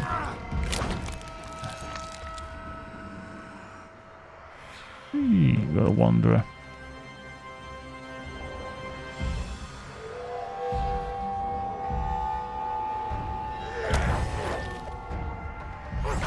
There we go. Now, I don't think them full spirits count, so we're not going to take him on. Right, there's a deadly Morgul White there. Doesn't really matter that he's that. I'm going to hit a crit, so we've got about 70,000-80,000 off in there, so that's not bad. That's cast as finished. Right, let's just go stealth again. Just got to be careful with things knocking us out of stealth because they do have an aura that kind of knocks you out like that. Yeah. Fine. Then I do need to find a way up, which is all that there. There we go.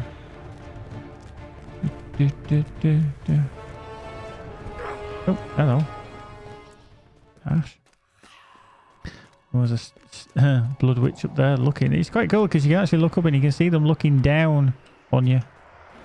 Not that you can hit them from there. Whoa, Pathfinder. Thank you. The Fiend House. Yeah. Right, here's one of the slopes up to the next level. So this is going to give us Merivale. So we come up here and then we need to fight our way across to here. And then there's obviously Kulangi's up there. This, and I will say this part, there's the Citadel of Night and nipping around that is a horrible place. Horrible, horrible place if you've not been there before. Even at 130, which I'm not saying I'm the best geared or anything, but actually going in there is not not somewhere you'd go on holiday, put it that way. Oops, hello Marvel.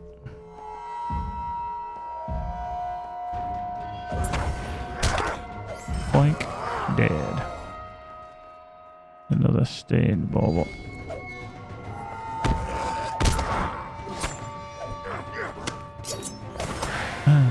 Two. Which way do I need to be? Probably this way, so let's go this way. Whoa. Shoot. That's him. Here he comes. There they're coming.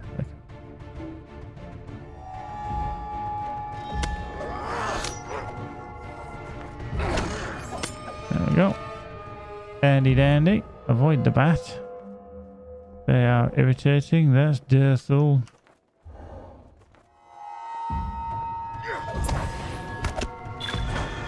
There we go. Now I'm fairly certain. I've got to go. Why do I go this way around?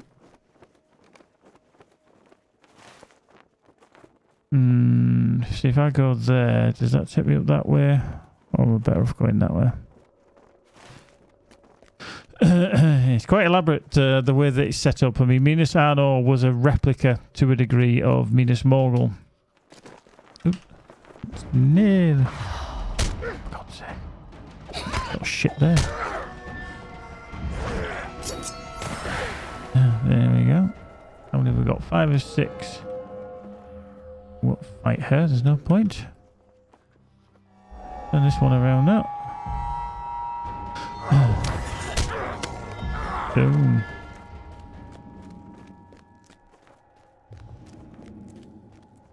Okay. So that's us stuck there. Okay, so we can't get around there. Oop. And if you do try and just drop off, you do end up killing yourself, by the way. As I found out earlier.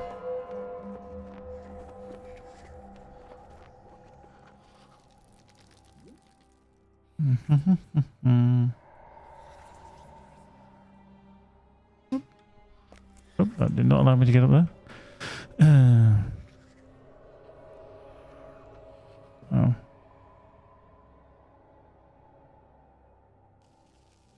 Okay, so we're up onto this next tier.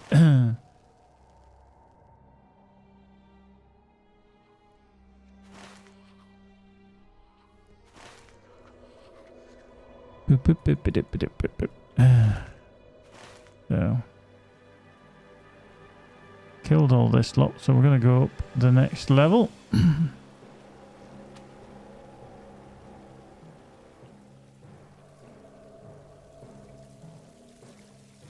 Now these are all the dead. Now I think these do knock me out of stealth. I'm fairly certain the shades do. I'm not too sure about the others. Oh, yep, he did. Oh, hello. Hey. Let's hide in plain sight there, I think, for a little smidgen. Wow.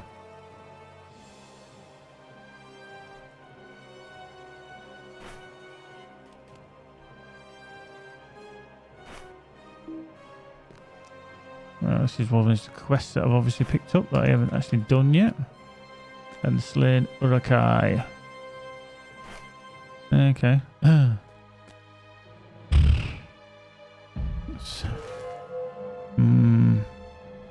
very careful here because I think I'm just going to get knocked out of stealth all the time.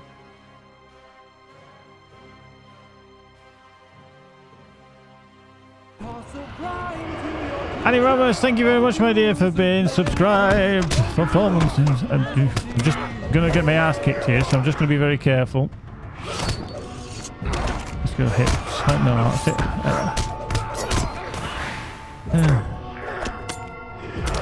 1 second, win 619. I should be with you in a second. I'm just trying not to die here. Come on, you. Why are you not letting me attack? Wow. There we go. That's better. There we go. Woo. But thank you very much, Annie. Annie Ramos, she's a wonderful lady. Pale grip. Burn twisted. No, we're going to decline that one because we don't need these. Right, let me just see where the hell I need to get to. So kind of around there, don't I? This is going to be awkward to get through here. Don't want to get...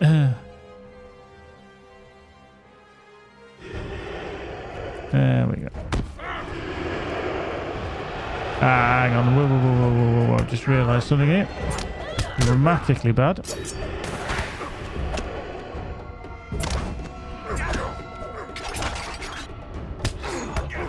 Oops. Let's get that antidote on the go. I'm nearly dead. I'm dead. Shit.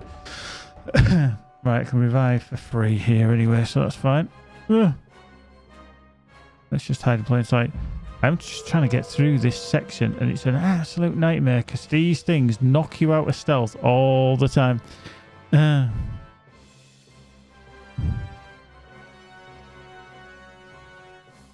Yeah, Keepy will keep you right on that information when I'll get to you in a second, I promise. It's just like I said, this is a bit of a tough area because constantly you get knocked out of stealth. It means you got fight for your life.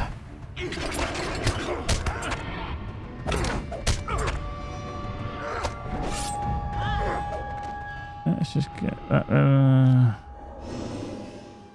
There we go.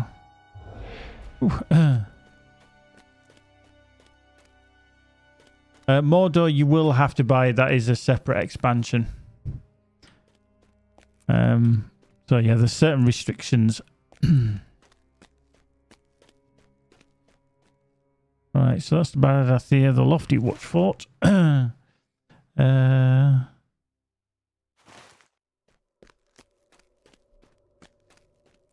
Let's just head that way.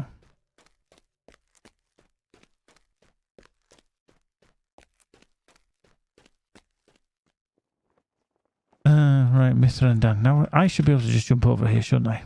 There we go. There we go. Our work is never done, is it? Right, there we go. Raz, no, I haven't actually bought it yet. Not yet. So I'll get that in a minute. Subbing also has other benefits like unlocking traits for characters in Money Camp. Mordor is an expansion pack. Everyone has to buy those. And the Black Book of Mordor requires purchasing either Mordor or the Morgul expansion packs. All those Epic books are doable as a free player. Yeah, just to reiterate, you can buy an expansion pack which gives you all the quests, all the fluff, all the extra perks for that expansion. You can also similarly just buy the expansion quests. So think of them as two separate things. One of them gives you everything. Obviously it costs more money. You get the fluff, you get the quest packs and everything. One of them is literally when you've got a shitload of content before you even get to Mordor. So yeah, we did speak to another new player, Thomas, who is literally just started. They're just playing a new character, never played before.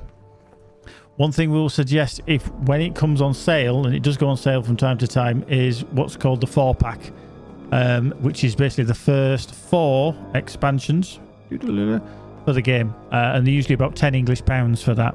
But that's when it's on sale. Currently it's £30, but we suspect there might be a sale coming up sooner rather than later. But you've got a lot of content to do even before you even need to worry about the expansions. So enjoy.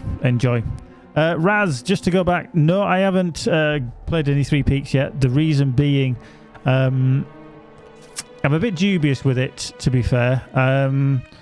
It's a mini expansion yet, but I want to see what other people think of the content first before I dive in. I know it's only 15 quid, and people might say, yeah, but 15 quid. Depends which server you're on, because kins are relative to whatever server that you're actually playing on. So, like I say, with the new expansion... Oh, shit, am I doing attacks? Oh, no, it's him. Somebody diving off there. Whee! Just dive down there on the horse. Yeah, with regards to Three Peaks, the mini expansion that just came out yesterday, I want to see what other people, if they're enjoying it, whether it's worth the time and the effort. It is a bit of a precursor to the full expansion, which is due to be coming out next year, which is obviously the Gundabad one. Whereas this mini expansion, which is just called the Three Peaks, is kind of a little stopgap in between, and I'm not too sure whether it's worth the actual getting the content. You know, who knows right now. So we shall see. I'm playing it by ear on that one. I'm just erring a bit on the side of caution. Wasn't too keen on the price. I'm thinking that seems expensive for potentially a small land mass area and extra bits. So.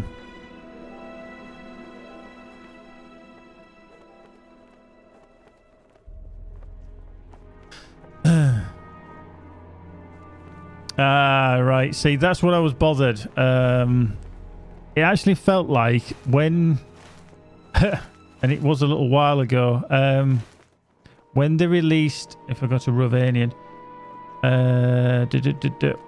when I thought I mean, obviously this is the new area, you know, Gates of Gundabad, the War of the Three Peaks.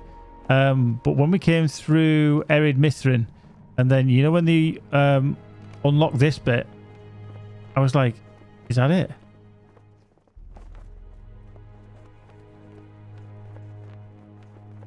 It's like, But yeah, Wayne 619, just to reiterate to you, depending on what server are you playing on, by the way, and where are you in the world? Are you EU or are you US? Yeah, Raz, if anything, that's all I would get. I don't go for the fluff packs. Yeah, getting a ball that you can ride, woohoo. You know, yes, I know it supports the developers and stuff like that, but I just feel that this to me feels like a bit of a cash grab on it. You know, it's like, hey, we're just going to make this area that, you know. Oh, right, no, Wayne, by all means, if you're on, you're in Europe, that's perfect. You're on Evernight, that's where I'm playing. But by all means, yeah, it doesn't really matter to a degree. But if you are on Evernight, that's where I play, and etc. But yeah, you're more than welcome to join my Discord as we got linked. There he is. There he's arrived. Boop. There we see you. There we see you. So yeah, if you do have any questions about leveling, etc., we do have a kinship that I play with. Wow, to Salvo, really? Wayne, just to reiterate, there is a process that has to be followed for joining the kinship. Salvo, I'll get back to you in a second. I just want to ask Wayne before he disappears. Yeah, Wayne, there is a certain process to going through the kinship. I don't run the kinship or anything like that. I'm just part of a kin that I've been in for like 10 years or so. I've known the guys there for a while. You have to be over 21. Is the main thing. Basically, we're an adult kin. We talk about adult stuff. But if you are on later on, I can put you in touch with one of the I-39. Perfect. I can put you in touch with one of the officers who will have a word with you, talk to you, etc. And by all means, you can ask as many questions. The guys there are very, very knowledgeable. We've got some people who play this game constantly and they know the ins and outs of it. So by all means, drop in later on. Ping me if I'm on this character. Even if, to be honest with you, even if I'm not on LOTRO, I might not be playing LOTRO tonight. By all means, drop into chat and say, hey, I'm online, and then we can get you in touch, because Keep is in the kin as well. Holy shit snacks! Thank you for the follow as well. Have some epic sax, guy. Right, Salvo, I'm just going to check something because for whatever reason, I haven't had the notification come up. So just bear with me a second. And I'm a bit bothered that it didn't come up, which is a bit weird. Normally, I get some activation. Wayne, the captain is a good class. It's a little bit difficult. But I would, as Keepy said, definitely try some of the other classes.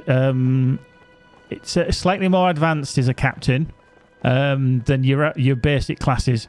When you create the character, it will tell you whether it's a basic class, an advanced class. Captain, for me, is a bit more advanced because you're... The easiest, and I'll tell you now when, the easiest characters to play to begin with, and this is just for a beginner, is the Hunter and a Champion. They are the most basic classes. I'm playing a Burglar, which I'm playing in a more basic way, but they are they can be a bit more advanced. But yeah, just bear with me. I don't know what's going on. Yeah, it is. Yeah, you've got a lot of kind of things that you need to control with a Lawmaster, but that's not to put it off. But while you can win, just keep trying them. Cappies do good in group, yeah, much more easily. Same with Lawmasters, to be fair. The group mechanic does affect things.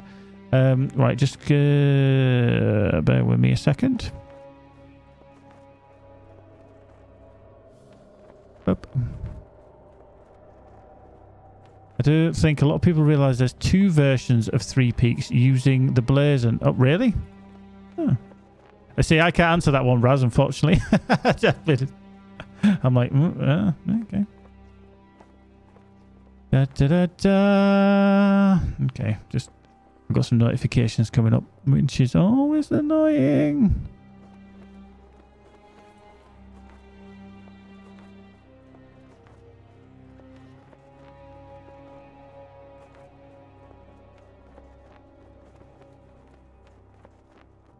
Let's get that.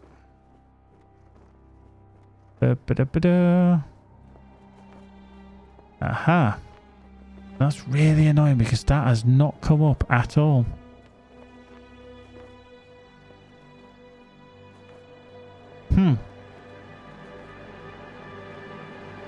Ah. Wayne, absolutely. If you get stuck, and to be fair, early on you don't very rarely get stuck, but there are certain times that you might get stuck. But then we can kind of help you with those. So that wouldn't be a problem.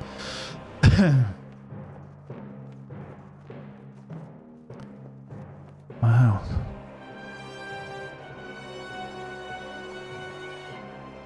Ah, wow. Do you know that?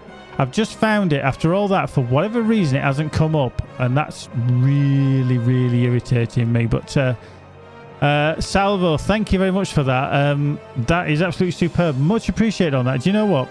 Let's just hold that music a second. Just so... I can't actually put this as a notification through, which is irritating. It hasn't actually put an alert on. Let's see if I can do that. But Salvo, thank you very much. I've just actually found out. I've had to do a bit of digging because, like I say, it hasn't popped up anywhere. And it's annoyed. It's annoyed me why it hasn't actually popped up because it should do. And I don't know why it didn't. But much appreciated, my friend. Thank you very much. I love the email address where, by the way. I won't say it, obviously, but that's cool. That is awesome.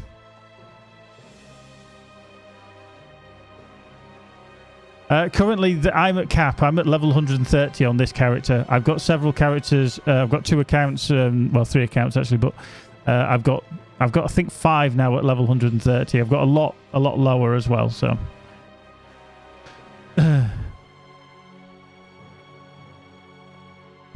See, well done, Raz.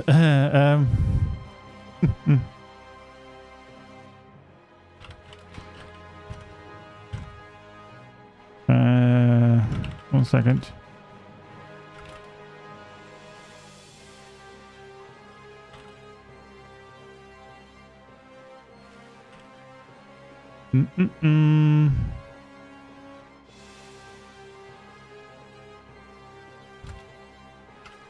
I'm just telling their kin.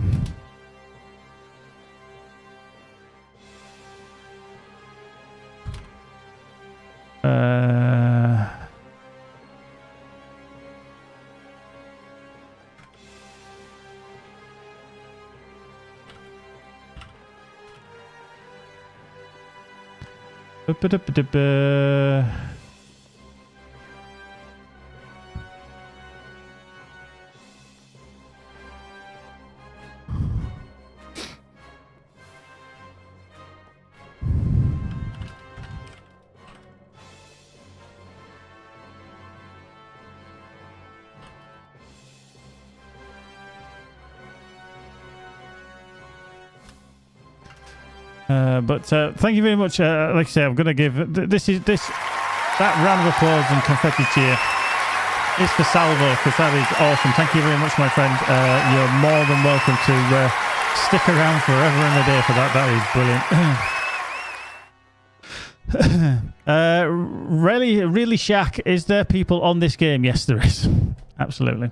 I mean, obviously, we're during the afternoon, so it's a bit quieter in the afternoon. But if I look, currently there's 620 people online on this server, but that does not include anybody that's anonymous. How you doing, Baz? So yeah, Raz has just told us, for everybody that's got the Three Peaks expansion, by the way, that there are 2 versions of the Three Peaks blazon. Everybody's like, what? 2 people? Bah, yeah. Apparently there's one before and one during the war.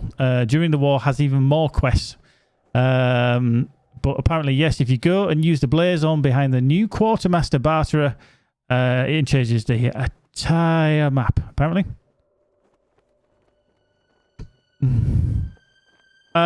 Wayne, no, the wedding update kind of relates to the actual wedding event of Arwen and Aragorn.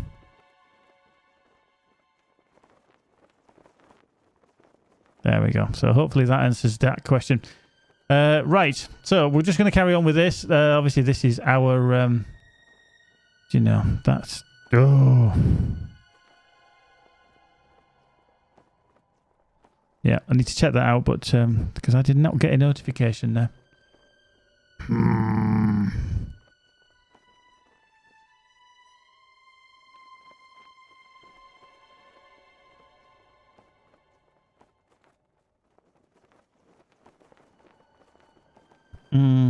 I know it works out cheaper, but what I do, Wayne, is just get used to the game on the free.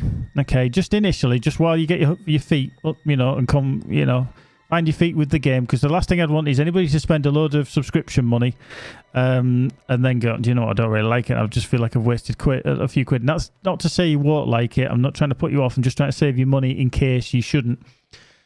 What it would ideally be, it would be give it a little whirl on your free account. See, you know, you can play a lot of the content. If you find that you're actually enjoying it, then yeah, look at a multi-month subscription. I know it works out cheaper. If you do really, really enjoy it and you want to carry it on, the most cheapest option is to buy a 12-monthly subscription. It saves quite a significant amount of money, because monthly, I think it's £9 per month. Over 12 months, obviously that's like 108 quid, but you can then get 12 months for 79.99, which is 80 quid. So you're saving yourself 30 quid nearly, something like that. So there is that option, but just test the game initially, try the different classes. Like I say, you're playing a captain, you might find it a bit slow. If you go to the hunter, you might think, shit, that's a bit quick. Oh, I like the run speed on that. You might try the champ, prefer to smack things, etc. Give those a whirl. Definitely try before you buy. That's, like I say, I'm not saying that the game is crap. I've been playing it 13 years. It's not crap. What I mean is, I'm not saying it's going to be for everyone, and I just don't. I do not want anybody to waste money if absolutely necessary. I'm just being mindful. But yeah, buy before you die. That's very good. Yeah, you don't want to be doing that. Yeah, because that means playing in the, you know, different kind of world. Anyway, so we're going to carry on with the Burg. We're doing more.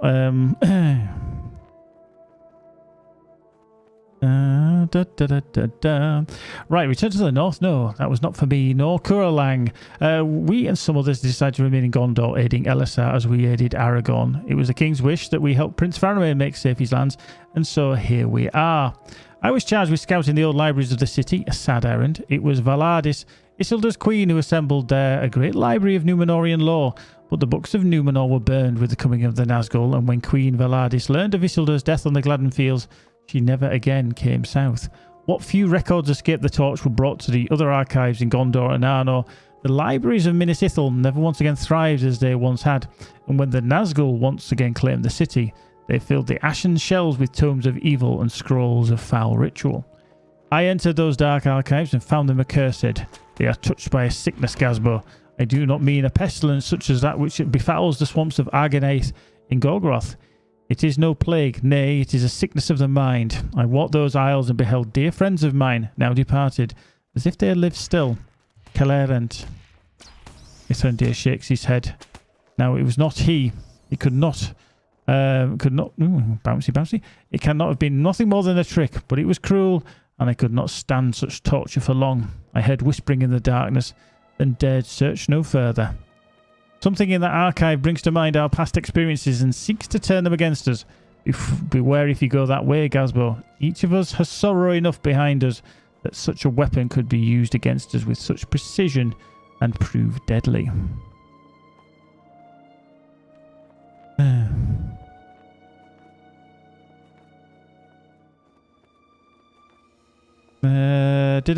Right, here we go. Let's catch up with that. So, yeah, Keeper says also character slots are per server. So if you try a character on one of the other servers, Arkenstone, it's an American server, it doesn't really matter.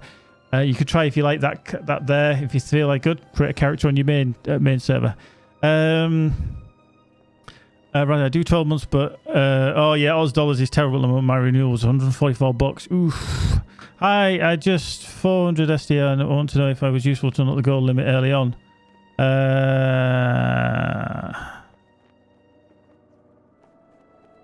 Kalwani, I just got 400 SDAO. Wanted to know if it was useful to unlock the gold limit early on. Okay, 400 SDAO. Kind of, okay, I'm a bit stuck with that one. What's the 400 SDAO mean? Possibly a typing error. If you don't subscribe, you can only have 2 slots. Yeah. You try to, which is just an option. There are 10 servers, 20. 400 silver, possibly. DAO, yeah, 400 silver. Kalwani, if there's the gold limit is just to the reason they put it in is because of gold sellers and spammers, etc. So you're all confusing me now.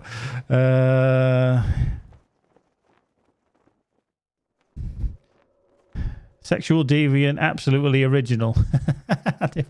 I don't know. Annie, by the way, thank you very much, my dear. I see you there. Thank you very much for the subscription. Much appreciated, my dear. You can we got the notification, but you weren't here, so you can have a confetti one. There we go.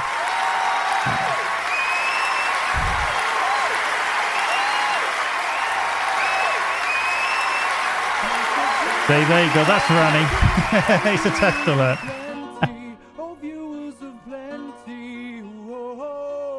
There we go. So let's just see if the notifications. I can actually do it again, I think. Boop, boop, boop. Command subscribers. There we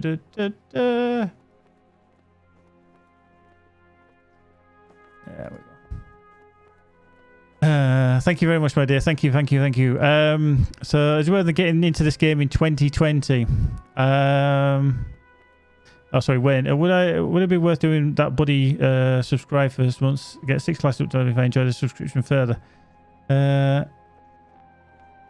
Yeah, and everybody that will say the same, I think, who's been playing a long time, is that make sure you there is, as Raz says, there's still a lot to do, and by that what I'm going to say is if I come out with a map. Okay, this is the whole of Middle Earth at the moment. Okay, you can see the whole of Middle Earth. You are going to start in Eriador. depending on which character you are, you're a man captain, so you're probably going to be in around Breeland. So you're going to be around here. This is just one area, okay? You go into the Shire, that's a whole area. Into Erid Luin, that's another starter area. All that. And this is just the starter areas. Once you leave these starter areas, you'll be into Evendim, a whole area in itself. And Uminas, again, its whole little area, little camp area. Then you'll be going into the North Downs. You've got that. Lone Lands, another area. You've got so much to do before you even touch the first expansion pack. Now, the first expansion pack was Mordor, which is here. The Walls of Moria. Sorry, not Mordor, Moria. Duh, too many M's. So that is before you can get there. So you've got plenty of time to give it a go, see what you get to. Yes, there's going to be certain restrictions in place. If you want to try the game, get as many characters, try them on different servers, then put one into your main server. Delete a character. It doesn't matter. You can start again. Then if you're finding you are enjoying it, you want to lift the restrictions, get the extra perks, then yes, subscribe. But just like I say, there's a lot of people that have played a long time that will want to just say, yeah, you're going to enjoy it to start with, but make sure you really enjoy it before you put it. And that's the same for every game. You've got the chance of a free demo with this game. And by that, obviously, we mean that you can play it for free. No obligation to buy. If you are enjoying it, then you can unlock the extra bits. Yeah, exactly what Keepy said. I think that's the best way. See what happens. Like I say, there's no rush with the game. You don't have to be in a kinship straight away. You don't have to be trying to hit level cap straight away or anything like that. It's going to take time, and that is what is going to happen. Right, so we need to speak to Kulang in the uppermost tier. I don't like this quest at all, because you've got to get up here.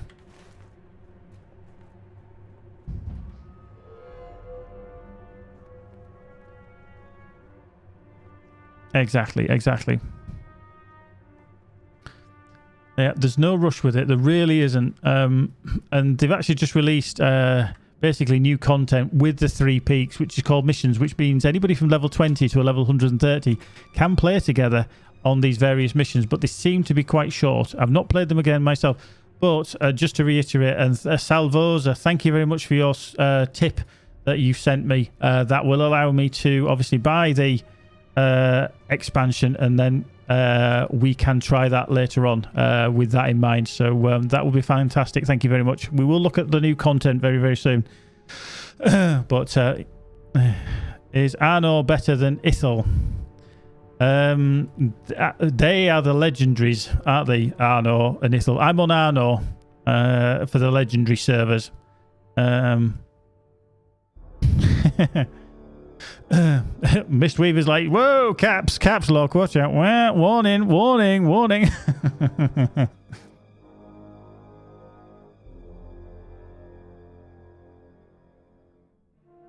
All right, okay. So, yeah, there we go. Head for Arnor then. If you want to play on a legendary, now a legendary server is pretty much the same as these, but they are kind of locked to certain level caps.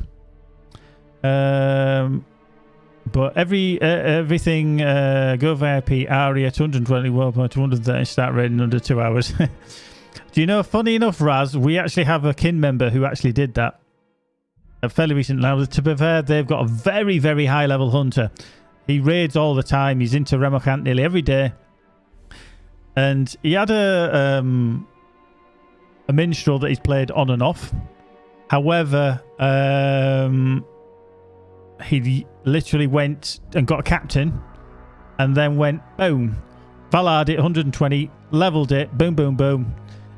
Within a few hours, he was in Remocant with the captain. It was ridiculous.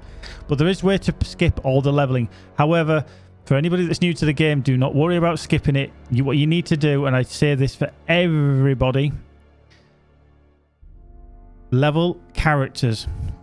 If you've never played the game and you haven't played multiple characters, you won't know the dynamics of the characters. You won't know the dynamic of group play. And if you Valar a character to a level 120, all of a sudden you'll get a lot of skills and you'll be like, what the f does that mean? Or what does that skill do? Why have I got this? Why have I got... Learn your characters first.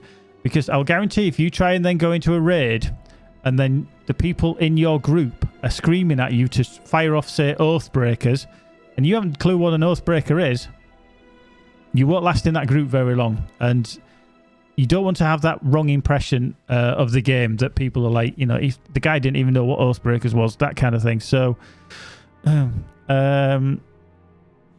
that's what I suggest. Play through your characters. It doesn't matter whether it's a champ, a captain, a lawmaster, runekeeper, warden, minstrel, guardian, hunter, anything. Just get used to the mechanics of the game. Every game is different. I'm playing a bit of World of Warcraft at the moment. I've got a month on subscription on there. I'm only playing a rogue, and I'm not struggling, but I do need help. A lot of these guys that are in the chat, people like Original, Misty, etc., Annie, they play World of Warcraft as well, so they've been helping me. But I'm trying to learn the dynamics of the game because there's so many things that are different to LOTRO. So do please just kind of learn the game first. Learn your character, learn the game, and by that, try different characters as well. It will help you in the long run, because if one of the errors that a lot of people make is they play one class and one class only, and they don't realise the actual actions of what they do affect another class. Because you think, well, I'm only a hunter, I only shoot things. Yeah, but if you do this, does X, Y, Z. Aggro management springs to mind. If you're a guardian or anybody that's trying to tank anything, if you've got a hunter that is absolutely balls to the wall, full DPS, and they keep pulling aggro, and you tell them, look, you need to back off, that kind of shit will get you other people pissed off very quickly, because tanking is a bit of a skill. Keeping aggro and aggro management is a skill. But if you have somebody that's making that problem worse and exacerbating that problem through your own lack of knowledge, you're going to piss people off. Again, it's learning group play. If somebody says something that's been doing something for years, just go with it. They're not going to be telling you just because they think you're an asshole, but, you know, it's because they're doing it for a reason. So learn your characters, learn how to play in a group, take it from there. And if you have questions, if you're in a reasonable group, Mojo's back. Oh, viewers of plenty. Oh, viewers of plenty. Oh, oh, oh. Mojo the Puffin. Probably the greatest name on the internet. I always say that. Thank you, Mojo. You are a gent and a scholar as always. Thank you. 4 months. 4 months. The guy's a legend in his own lunchtime. Absolutely cool. Thank you very much for that, Mojo. I'm sure you pop up eventually. A lot of people will actually renew their subscription, but not necessarily be in chat straight away. So when I do see them, I do always like to say hello. So yeah, that's my take on the things. Hopefully you guys will, enjoy the game. Hello, there he is. There's Mojo. Let's have a round of applause for Mojo. How you doing, Mojo? Thank you for that. Oh, yeah, so you got the pop-up. Baz obviously is Dutch. Bedankt voor de, emoji. Mojo the Puffin. There we go. Cool. How are you, Mojo? Are you well? Are you well? Hope you are anyway. But that's so cool. But, right, we're going to crack on because we're seemingly getting nowhere fast. So we're going to go...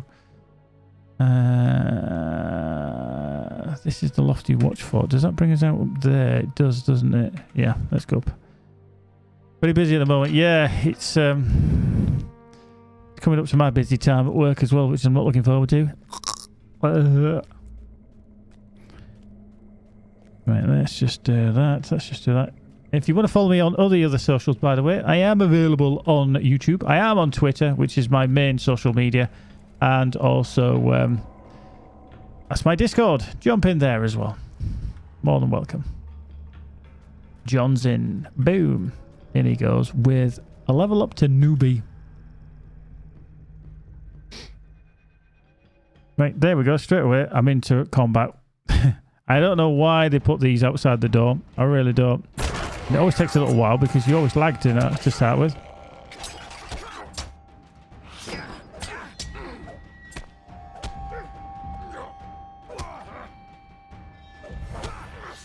Up. There we go. They always put them right outside the bloody door. Right. So we're in Dread territory. Marvellous. Mm-hmm.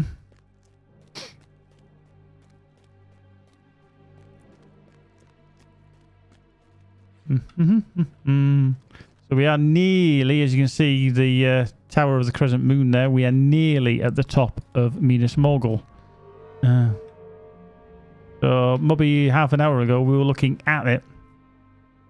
Yeah, Raz, I do not like this tier at all. I think it's awful. Absolutely awful. And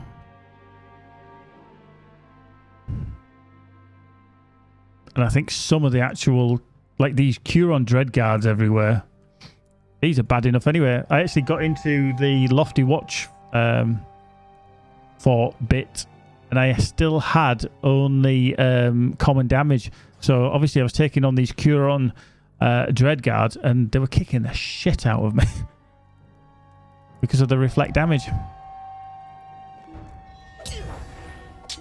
I mean, they still kick the shit out of you now because they're 400k, like, but, you know.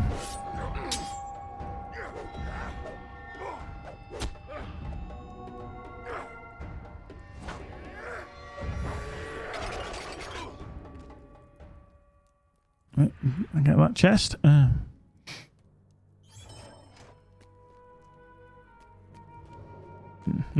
only good thing is that I'll be able to sneak around a little bit, but it's when you have to take on these Kurungol. Right, we always meet in foul places. Yeah, sorry. Yeah, he is wearing his party outfit. Just for once, I would like a meeting in a field of flowers beneath the lovely blue sky. Someday, perhaps.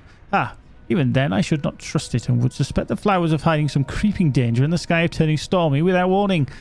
Pulang smiles grimly and asks you about the errand that brings you to the utmost tier of the city. You seek to gain entrance to the tower. If you must go that way, go with caution, for I tell you it's not undefended. Some watchful presence guards the gate. More than that I cannot say, for I turned away upon sensing its presence. Investigate the entrance to Barad Kuron. Right.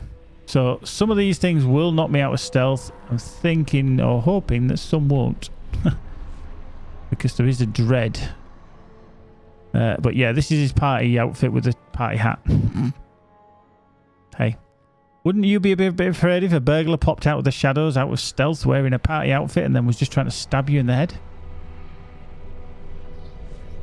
Right, so I can sneak. This is one of the perks of the burglar. So, exactly. Surprise, motherfucker! Mojo, no, I haven't. Up to now, I haven't got the new update, but, and I've already said it a few times, but I will say it again. Due to the generosity of Salvosa, who's in the chat right now, he's donated to the channel, which means I can purchase it later on. So we are definitely going to be looking at that content.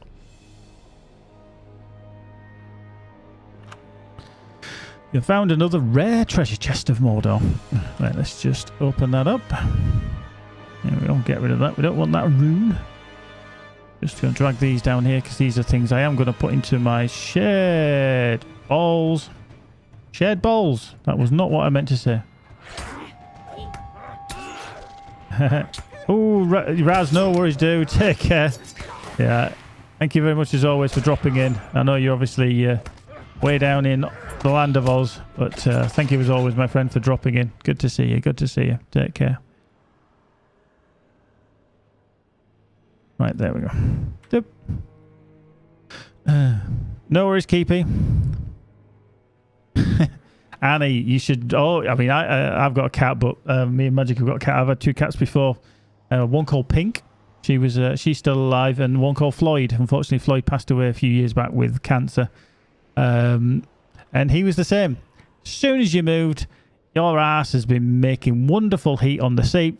They're going to sit there. This is like, hey, hot water bowl. Right, so let's just go towards the entrance to Barad Kuron.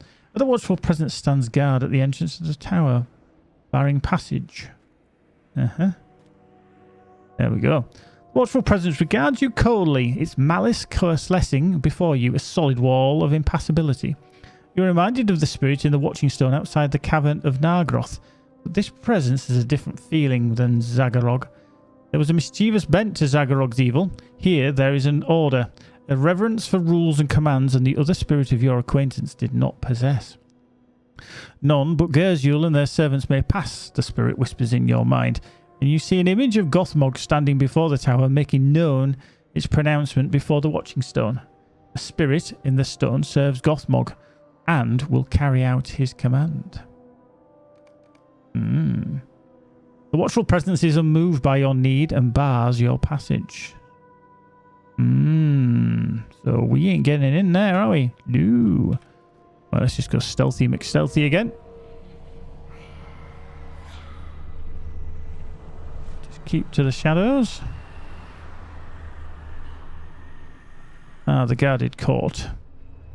Okay, Gongle. Well, we're not going to take that on just yet. Because we need to speak to... But when you're up and around here, just be very careful. It is a nasty place and you will die very quickly if you stray too far. The spirit in the stone will only allow Gerzul to pass? Are you certain we cannot force our way inside? That is not likely.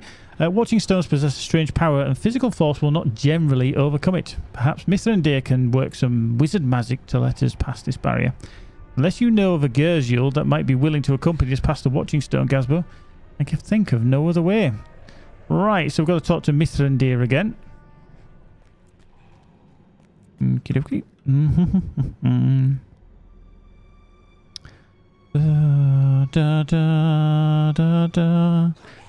Okay, right, so we can pop back to Esteladland. I'm not going to try and get all the way back down the hill. Because that would mean travelling all the way back down here, fighting things to get back down there, and back across to... Yeah, so I'm not going to do that. I'm just going to use my skill to get me out of there. And then we go to Echadwheel, where Mithrandir Gandalf is stood.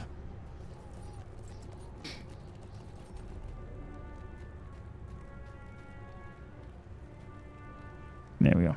The watching stone outside Barad Kuron will only allow Gerzul to pass. That may be a problem, my friend. The Ranger Anoth did tell us that Ugrikor seeks to gain access to the tower, but he seems unlikely to cooperate with us. And that is where it stands. We don't know for certain where the captain of the pit may be found. There is also the matter that if we did learn Ugrikor's location, Anoth would not allow us to join hands with this hated foe, no matter the purpose or duration of the peace. No, Ugrikor will not help us again access that tower. So gain access to the tower. Gandalf leans on his staff deep in thought. When he stands up straight, once again there is a twinkling in his eye. We have no Gerzul close at hand, Gazbo, but perhaps we can make one of our own. Ooh. Right, so got gloves, but obviously I've already got the other ones. So these are bind on acquire. So obviously when I acquire them, like I just have, look at me with such horror. That's bound to Gazbo. We will just break them down anyway because they're embers of enchantment. Don't need them. Not today. Right, nay, my friend, do not look at me with such horror. I do not speak of performing Sauron's dread ritual. The act of bleeding the men and women that became the Gerzul required more than just Sauron's Morgul knife Gulthauk.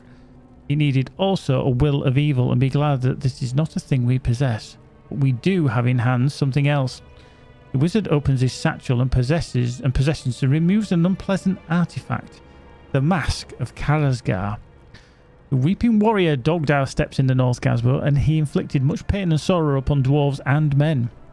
But he does possess two useful traits, his reputation and his absence. Of all the Gerzul, he may be the most feared, a black Númenorian who moved with stealth, appearing out of nowhere to slay and torment before vanishing, leaving only the memory of a frightening visage, a masked evil.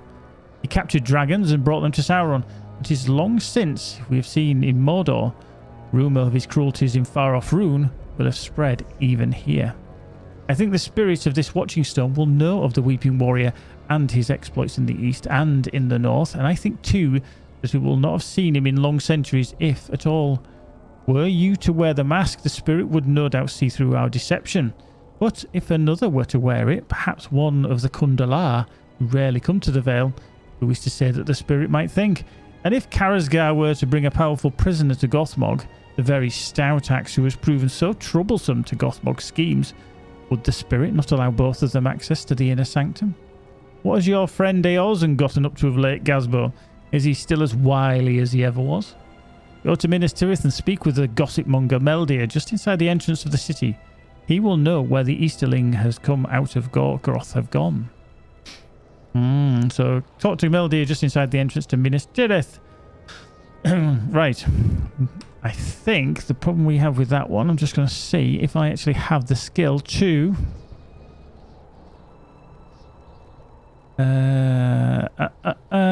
whether I've actually got it or not. I'm not entirely sure if I do. I've got after battle Minas Tirith. Okay. Well, that's okay because we can go to after battle Minas Tirith. Use the horse to go to... Mind you, it is after battle that we need actually. Because it is all after battle. Handy.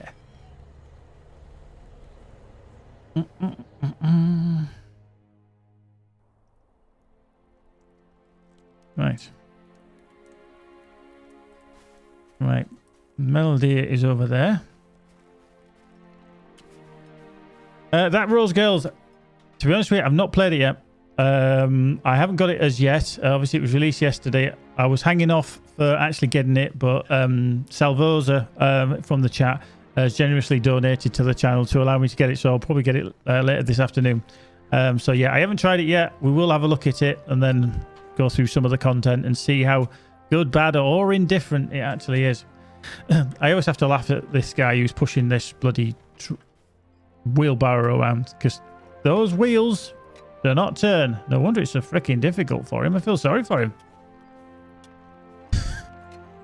I mean, the animation on that actually makes it look like it's really... I mean, it's probably really heavy anyway, but Jesus. Wheels not turning. Didn't make it easy for him, did he, poor schmuck? Oh, now he's put it down. He's tipped. Oh, there he goes. He's tipped something out. Not entirely sure what he tipped out. Now he's got to turn it around. Beep, beep. Vehicle is reversing. And the wheels are still not turning. God.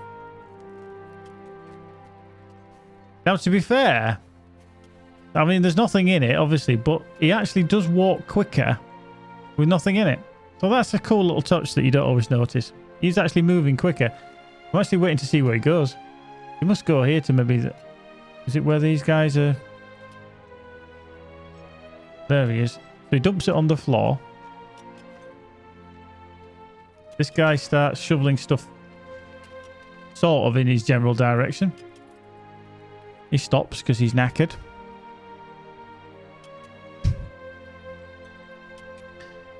He carries on, gives him another.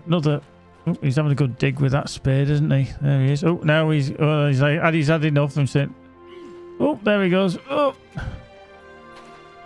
there he is. That's a cool little thing. It's one of those things that you don't notice. You can see how struggles he has. I am mostly red on this one, with a little bit of blue. But like I say, it's not something I've really concentrated on. I've done, mostly DPS to try and get through the content, but we haven't rushed with this content, so like I say, we haven't concentrated too much on it. Right, Meldir, gossip monger. Looking for Easterlings. Aye, King Elisar has called them to be given places to stay in Gondor, and the kingdom will follow his command. But he cannot bid every man or woman of Gondor to open their hearts to these newcomers. Were he to try, he would likely face his first failure as a king. Many here lost loved ones to Kundalar swords within view of these walls, and they can neither forget nor forgive it. But if you seek Easterlings, you may find them at the Eagle and Star to the southwest. The barkeep there has welcomed their coin, at least. Rose, to be honest with you, I started this back in January, this character. And it was okay up until, I think probably about 4 months ago, where they swung a bit of a nerf bat at it. Because before that, it was devastating. It really was. You could take things down very, very quickly. When they swung the nerf bat and they actually nerfed some of the skills, the damage that they output, it has been slower. So, bit of a problem, to be fair. Right, the Eagle and Star. Let's head in there. Up.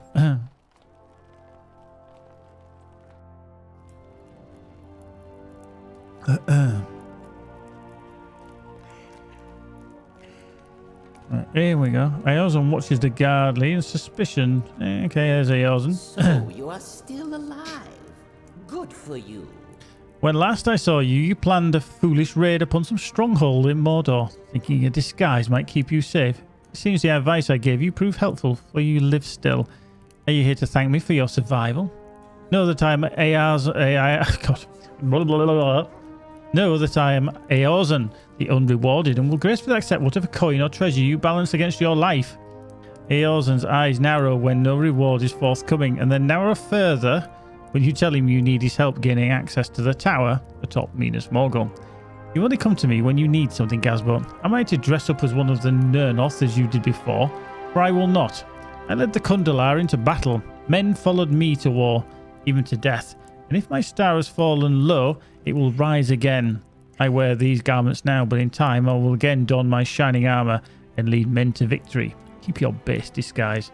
Eorzan the Proud will have none of it.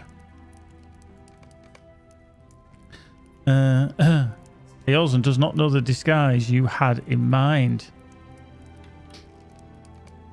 Eorzan's eyes widen in surprise. Kill him then. There's There is only one mask such as this in all the world. And the weeping warrior would never part with it. Long did he stalk the lands of my people, bringing death without mercy to all. For all my years, the mention of his name drained the courage of even the bravest soldier, and set to weeping mothers and fathers both, remembering children slain by his blades for no reason at all. The sight of his mask commanded. Eorzan falls silent. The door of the tavern swings open and Mithrandir enters. Has he agreed to our scheme? I see he considers it. May he hasten his decision.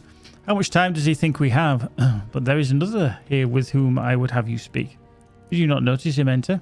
I see his ascension was not diminished his former skill at moving without being seen, nor his desire to make use of it.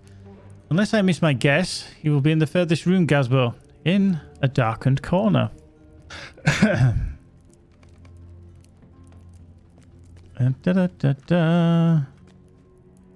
There he is. A familiar figure nods in greeting. Old habits do not always vanish easily. It remains a wonder to me how much a difference one garb can make in the eyes of the people. What would Barliman have to say? He saw me in my king's raiment. No, I should prefer to wear this to the pony. That is Strider's place, not LSR's. Mithrandir has told me of some of what is learned from the tome you discovered in Yarnfast. He entreated me to tell you what I know of King Earnor's last days. Some of this you may already heard, but the true story was never intended for the ears of the common folk, and some of it was passed down only by the wise and to those of Isildur's line, kept secret in the wilderness. I will tell you what I know of it, if that is your wish. I will tell you the tale of Eärnur's last days, as it was told to me. This story begins during the reign of King Eärnil II, who was troubled by the loss of Minas Ithil to the forces of the Witch King. The other story of Egelmoth's onslaught against the forces of Mordor that came to seize Minas Ithil. It is a popular tale, oft told in Gondor even today, for its heroic and tragic in equal measure. Lord Egelmoth had the command of the Barad Curon, and his charge through the city into the invading orcs is now the province of legend. He and all his men died in that sally, but when the last defender was dead and the Witch King entered the tower, he learned of Egelmoth's other purpose. A palantir was missing. One of Egelmoth's riders carried it from Barad Curon, casting it into the Ithildwyn, lest it be claimed by the Nazgul. Like many victories of the Dunedain over the years, this one was short-lived. Servants of the Witch King found the Ithilstone fetched upon a rock in the current, and they brought it to their master. Gloating over his victory, the Lord of the Nazgul used the palantir only once, before bringing it personally to Sauron as he was commanded. The Witch King made contact with the Arnor Stone wielded by King Eärnil, showing him that Egelmoth had failed, and the city belonged to him now. Minas Ithil has fallen, the Nazgul sneered. You look now upon Minas Morgul. Eärnul despaired, and he forbade any of his subjects or his line from using the Arnor stone. It is no longer safe, he declared. The ban of Eärnul would last for nearly 1,000 years, broken until the time of Steward Denethor. It may be that the ban prevented Sauron from achieving his goal of a corrupted Gondor centuries before he nearly succeeded, but I cannot say for certain. Every thought of King Eärnul was set to defending Gondor from the threat of Mordor. He refortified the city, intending for Minas Anor to become an impenetrable fortress. This is an exceptional place, actually, when you get to visit it, by the way. Very well crafted. But for men, even a long line must end. When Eärnul died, his son Eärnur ascended the throne. He was a grim ruler, but he intended to keep his people safe. Minas Anor would be known by a new name, Minas Tirith, the Tower of Guard. He longed for the recapture of every city and fortress Gondor had lost to Mordor's armies.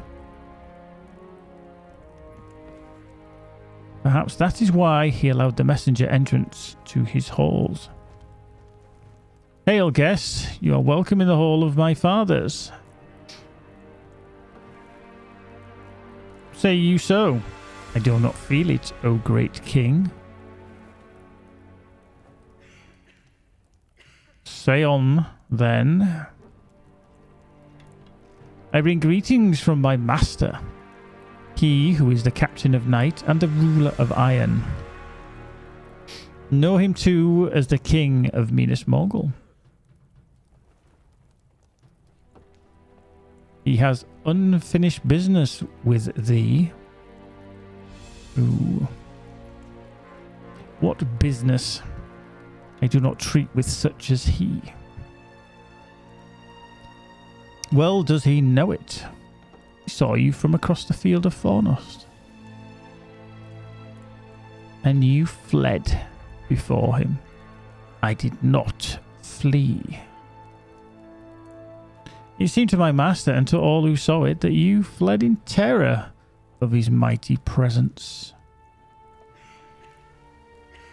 The king's horse was overmasted and bore him away against his will. So you could not control your own steed. You think to control armies? I was not afraid of your master then or now.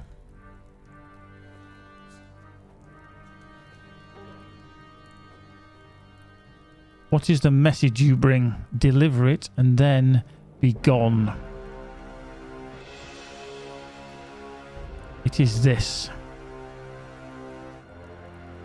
My master bids you return to his domain alone. There he will do battle with you, sword to sword, with no one else to interfere. And what stake does he offer? Should you triumph, he will quit the Vale of Morgul and the city that lies within.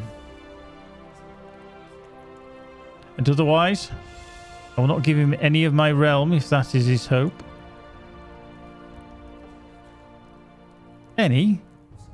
He's already taken some of your realm. You mean any more of it, surely? Why should he wish for that which he could take at will? No, great king. He wishes only for thee.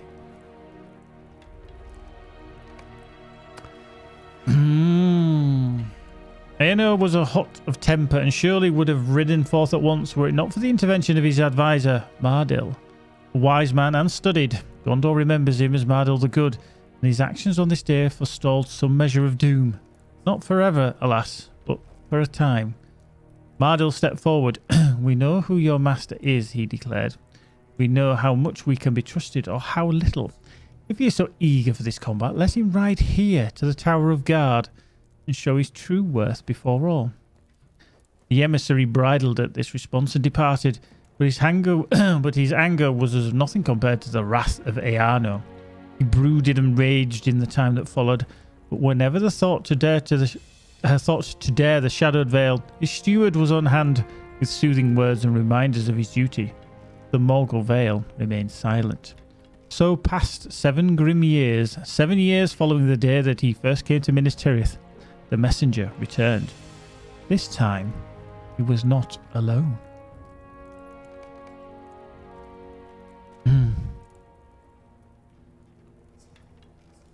So, you have come back. The warmth of your hall has much waned, O king.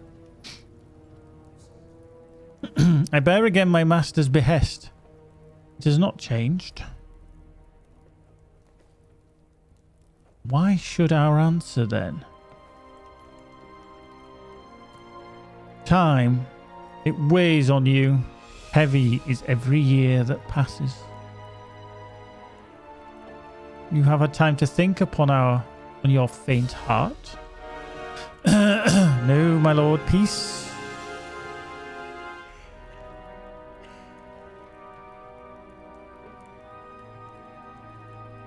Peace, you say? I remember you from your last meeting, Word Weaver. My master has spared a thought for you too. For you, I have a gift.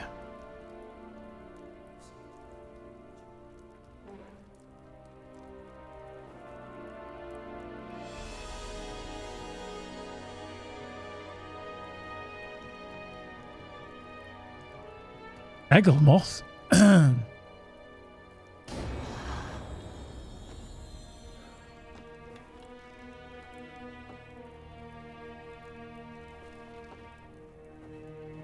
It was a corpse long dead, its eyes glinting with profane malice, its flesh decayed. But Mardil and Egglemoth were both of the house of Hurin and were cousins. No worries, keeping. In grief and disgust, Mardil turned away and he gave the messenger what he sought. Silence. This foulness will not stand. Run back to your master. Tell him the king rides at once to reclaim Minas Ithil. Oops. Before his blood had cooled, Earno and a company of his bravest knights rode from Minas Tirith for the last time. They entered the Morgul Vale and were never seen again. The common belief in the years that followed was that the Witch King treacherously trapped the king and his knights in Minas Morgul, and they perished there in torment. No proper claimant to the throne could be found, and the line of kings was ended.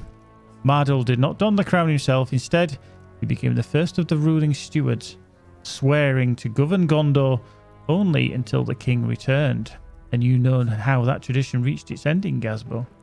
But when Earno succumbed to the taunts of the Witch King and rode to Minas Morgul, we know now what was hidden for those many centuries. Through the dark arts of the Lord of the Nazgul, Earno was corrupted and changed into the fell wraith Mordorith. Bound to the Witch King, he served Mordor as the false king of Angmar until his defeat last year. When next he crossed our paths, he was given a new form with which to wage Sauron's war, Gothmog, commander of Mordor's armies. Better to have died as Earno Gazbo than to be reborn as a tool of evil again and again. It saddens me to think of that fate. Do we do anything in the kin at all, like kin nights, quiz nights, or anything? Wayne, the kin does run various stuff. If things such as like high level raiding does happen, usually on a weekly basis. Rawin Than that's in the chat, he's the kin leader.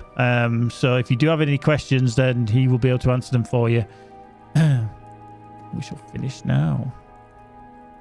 My tale is at an end, Gazbo, but the wraith that was once Earno troubles Gondor still.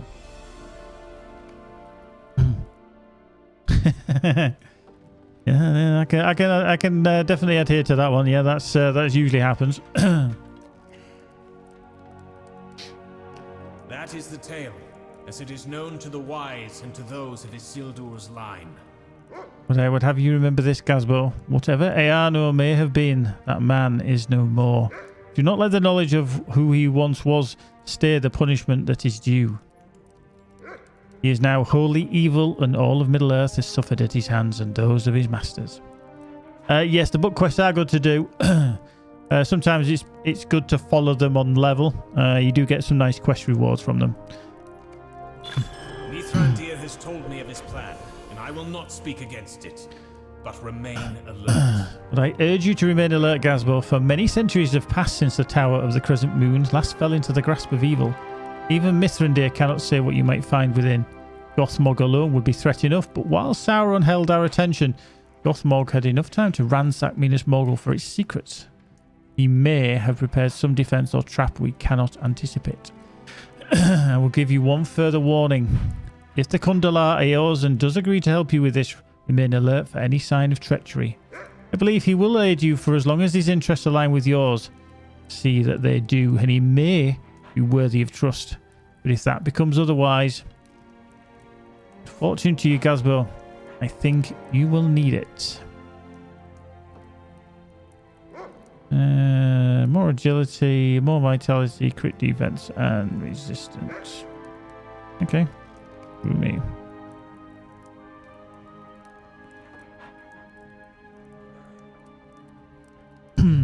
Cool. Right. Eorzan. I will play the part of Karisgar. But Eorzan the Helpful has a number of conditions. Know this, I will not endanger myself to save you. If this deception appears ready to fail, I will not maintain it. You may be a friend to me in this city, but in the Morgul Vale, the only men who still are friends are the dead ones. The living cannot stay living if they hold friendship more dearly than their own skin. Eorzan must come first. Are we agreed? Yes, very well.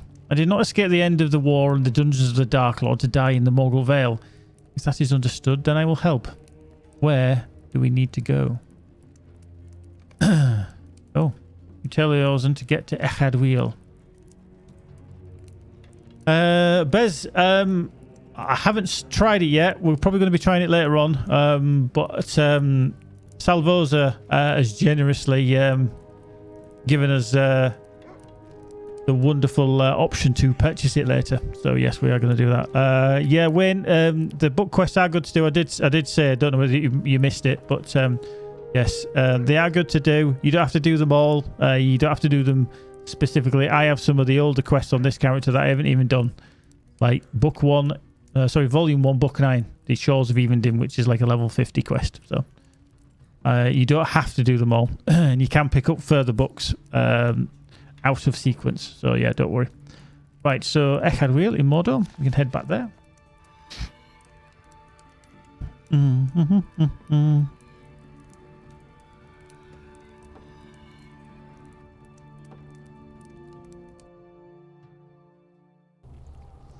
Right, there we are, back here. And then we can talk to Beragond.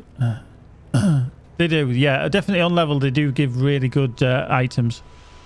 I do not like this, Easterling. Are you certain we have no other choice?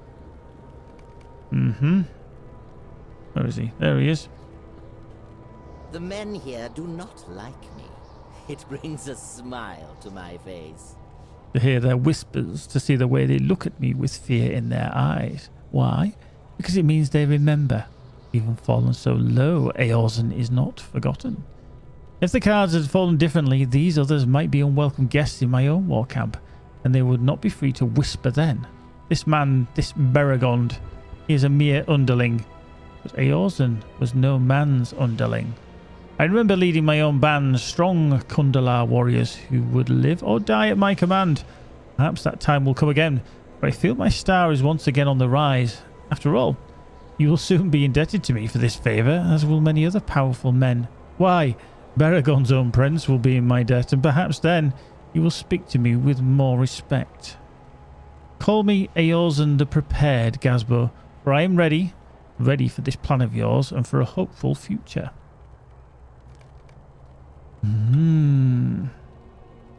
Something has happened on the upper levels of the city, but I know not what. Merivale was seen clinging to the upper reaches of the Barad Curon, illuminated in the light of the tower's beacon, and something has stirred the orcs in the lower levels to greater activity. Of the risen dead in the middle tiers, there are a few reports, but that in itself gives me concern. Go with Eorzan to speak with the Ranger Kulang on the uppermost level of the city, outside the entrance to the tower. But first, investigate each of these threats as you climb up each tier of the city. If Gothmog or the other Masters of Mordor have called for this increased activity on the part of their minions, they must be opposed. Have they reenacted the final stage of some scheme, even as we prepare to undertake our own? I hope it is not so, but an air of dread and mystery lies upon Minas Morgul, and it makes me wonder. Right, so we've got to defeat more orcs and evil, dead, and Merivale in Minas Morgul. Joy. The closing net. Wary, my friends. Evil spoils these grounds. Right, Minas Morgul. Let's go. Yes, they do indeed. They do give very nice XP and quest rewards from the books.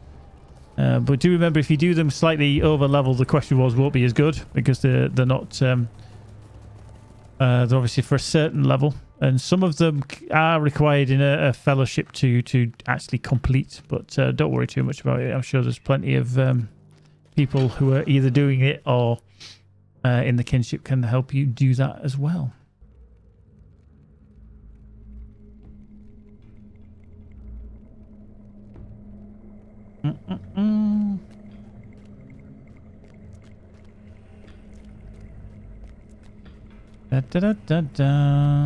Right, so we need orcs. Oops. Minas Morgul. They're over the other side, aren't they? That way.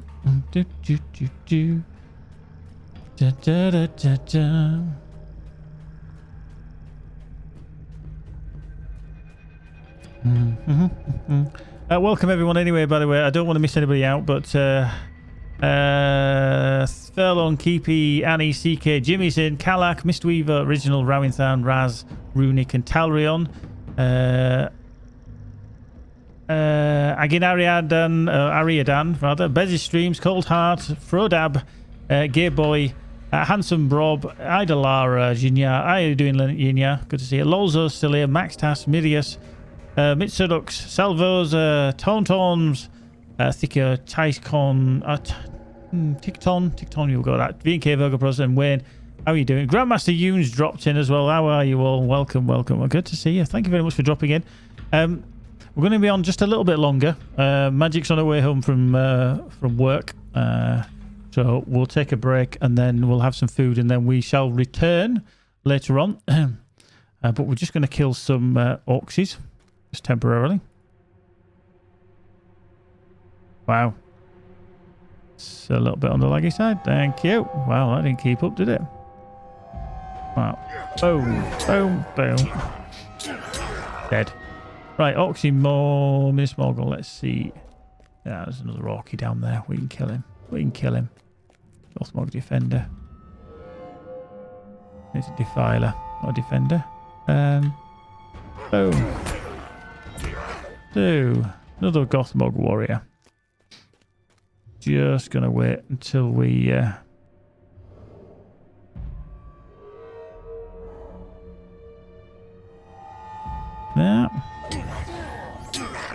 there we go. Don't think the scouts count because they are goblins and that's not what we're after. We need orcs. We'll take him out. Wow, that's getting a little bit on the lag side there. We're just going to take him out anyway. I did count. That's handy. Right, so we've got to defeat the dead and the Merivale. So let's just make our way up. So about this way. These artifact chests, by the way, I can't open them because they are only for scholars. So if I had my hunter here, he's a scholar, he could. Right, into Barad Orahant, the Tower of the Treegarth.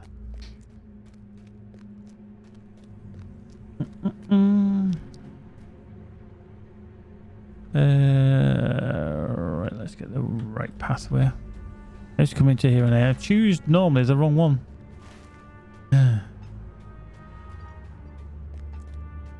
And I've done it again. I always go left and I don't know why. You go right. Dick nuts. Shocker. I know. I know. Da, da, da.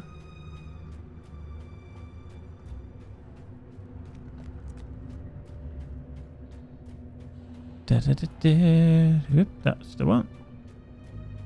There we go. Into the circle of sorrow.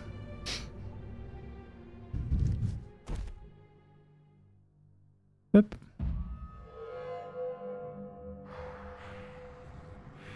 Right, so that don't think it counts.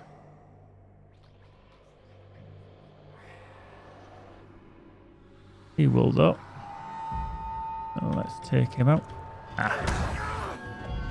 Like I said, the problem with that is they knock you out of stealth. It's rather annoying.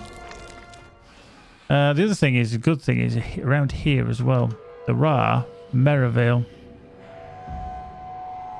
Oh. There we go, that's 2. There's a Merivale on them stairs, so we can take them out as well. Oh, yeah.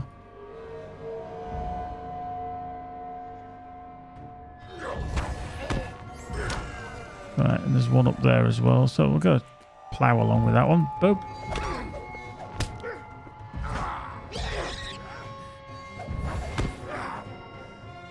There we go. 2. Armor sentry we don't need. Don't think the dead count as undead. Wow, the actually creeping arms do count. I mean, I suppose to a degree they've got to be dead, but still.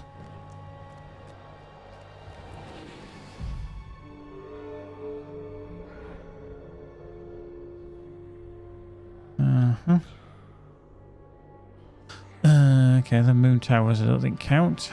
Right, so we need 2 more Merivale.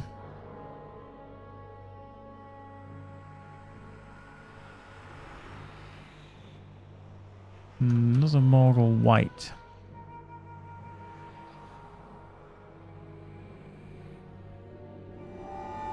Oh, and a creeping arm as well.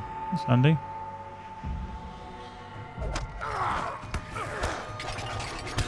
That fell spirit just moved. Just at the wrong time as well. Right, that's him just draining all my power, which is not good.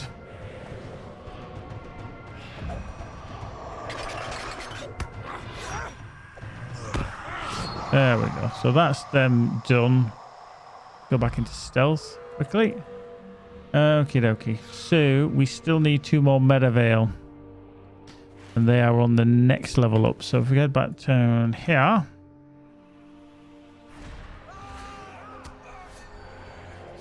The captain having a good old ding dong in there. Let's go up the stairs, up the ramp.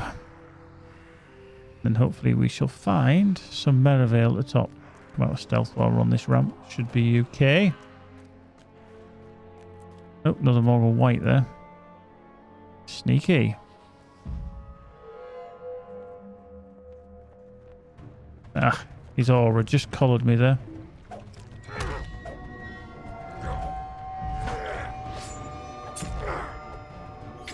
Boom. There we go. Oh, and there is one more Merivale that we require. Stab. Splat. Boom. Dead. The good thing with the Merivale is that they don't knock you out of stealth. Some things that have an aura, dread aura, will though, unfortunately. Now there's a Law Master here, but there's a stained Moroval up there, so we'll take that one out instead.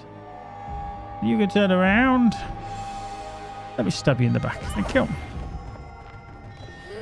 Right, so I've got to talk to Kulang in the uppermost tier. This is not fun. I've got to get there. Da, da, da, da.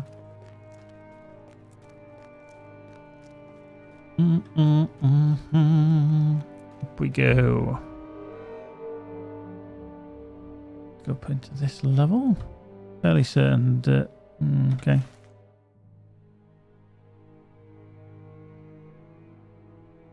Okay. If we go to the... Right, if we can go to the right, we can go up the stairs here, can't we? Just gotta be... It's these shades again. They just knock you out of stealth.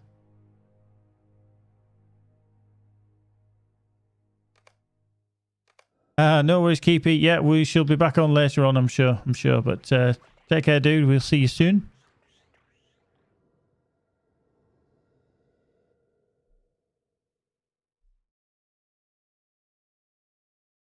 Right. Okay. Right, eeny, meeny, miny, mo. We either take on the Dreadguard or... Oh, actually, he's just moved. That's handy. That is handy. Just so you know, in case you're pulling a load of aggro, and by that I mean a group of monsters, etc., that are trying to kill you, if you run back to one of these places and open the door and die through, you will automatically lose aggro. So don't worry. Ooh, just need to get past him. So it is a way to stop yourself having to fight combat-wise. Right, the Dreadguard on that side this time. He's there looking around at the back, probably having a quick fag or having a piss in the corner. Morgul cultist here. Okay, that's handy. She's facing the wrong way. So let's smack her. Dead. Right, we may have to kill this Dreadguard because he's going to be stood in the bloody way. And he's actually walking this way.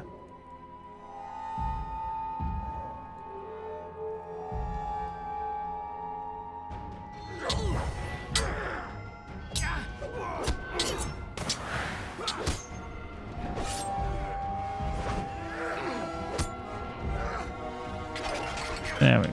He's down. He's down. But yeah, this whole area is a nasty piece of work. Right, there's Eorzan. The Joyous Course defeats Shorabach. I'm not going to do that right now. But what I'm going to do is I'm going to leave my character there. Right, I'm going to head off for a little while. We'll be back in a few hours. We'll probably be playing a bit of LOTRO tonight. We did play World of Warcraft last night, so we'll play a bit of LOTRO tonight. And a big thank you, massive thank you actually to Salvosa. I know I've mentioned him quite a lot, but thank you very much. And I do apologise if you are a he, I presume you are, for the generous donation that came my way via my tips page. And that will allow us to purchase the new mini expansion. But thank you very much. Thank you, Mojo. Thank you. You're awesome for subscription. Annie as well. Thank you very much. That's wonderful indeed. Anybody that does subscribe to the channel is fabulous in my eyes, and absolutely wonderful of you to do such a generous thing. And I do appreciate it massively. There's no difference. I don't treat anybody any different. If you turn up, you watch, you interact on the channel, that is perfect for me as well. So don't think that subscribing is necessary. Nobody needs to subscribe. Everybody's treated the same. I just appreciate what everybody does and the generosity in that way. If you do want to follow me on the socials, if you're new to the channel, there you go. They're coming through on the... there's for the Twitter, there's for the YouTube and the Discord. If you want to join us over there, please do. But we'll be back later on for a little bit more funsies when it comes to Lord of the Rings. And I hope you can join us for that. We'll have probably Magic will be playing on hers as well. And we'll see you again soon. If you do want to join a kinship and you are on Evernight, you can hit me up and I'll get you in touch with one of the wonderful officers from the kinship. Rowan Tharn is one of those. He's the kinship leader of the Guardians of Middle-earth, which is the kinship on there. The only requirement we need is you be over 21 and basically have a sense of humour. Pretty much there or thereabouts. Anyway, so you don't need to be donating any of your wealth or firstborn or anything like that. So don't worry. But if you need to have a chat with one of the officers, please do. And I'm going to bid you good evening, good afternoon anyway. But thanks, Annie, CK, Jimmy, Kalak, Original, Rowan, Raz, Runic, Talrian, Ajinaridan, Bravo, Pablo, Coldheart, Frodab, great name, Grandmaster Yoon, Handsome Rob, Idlara, Yinya rather, Lolzo, Lurks, Maxstars, Oddsheep01, OSN Mitsurux, Salvosa, Tom Toms, Thicko, VNK, Virgo Pros, and Wayne G19. We shall see you later on. Take care, peeps. Be good. And in the meantime, be wonderfully awesome. TDFN. And just as I say that, I'm getting attacked by Willbreaker. See you soon, guys.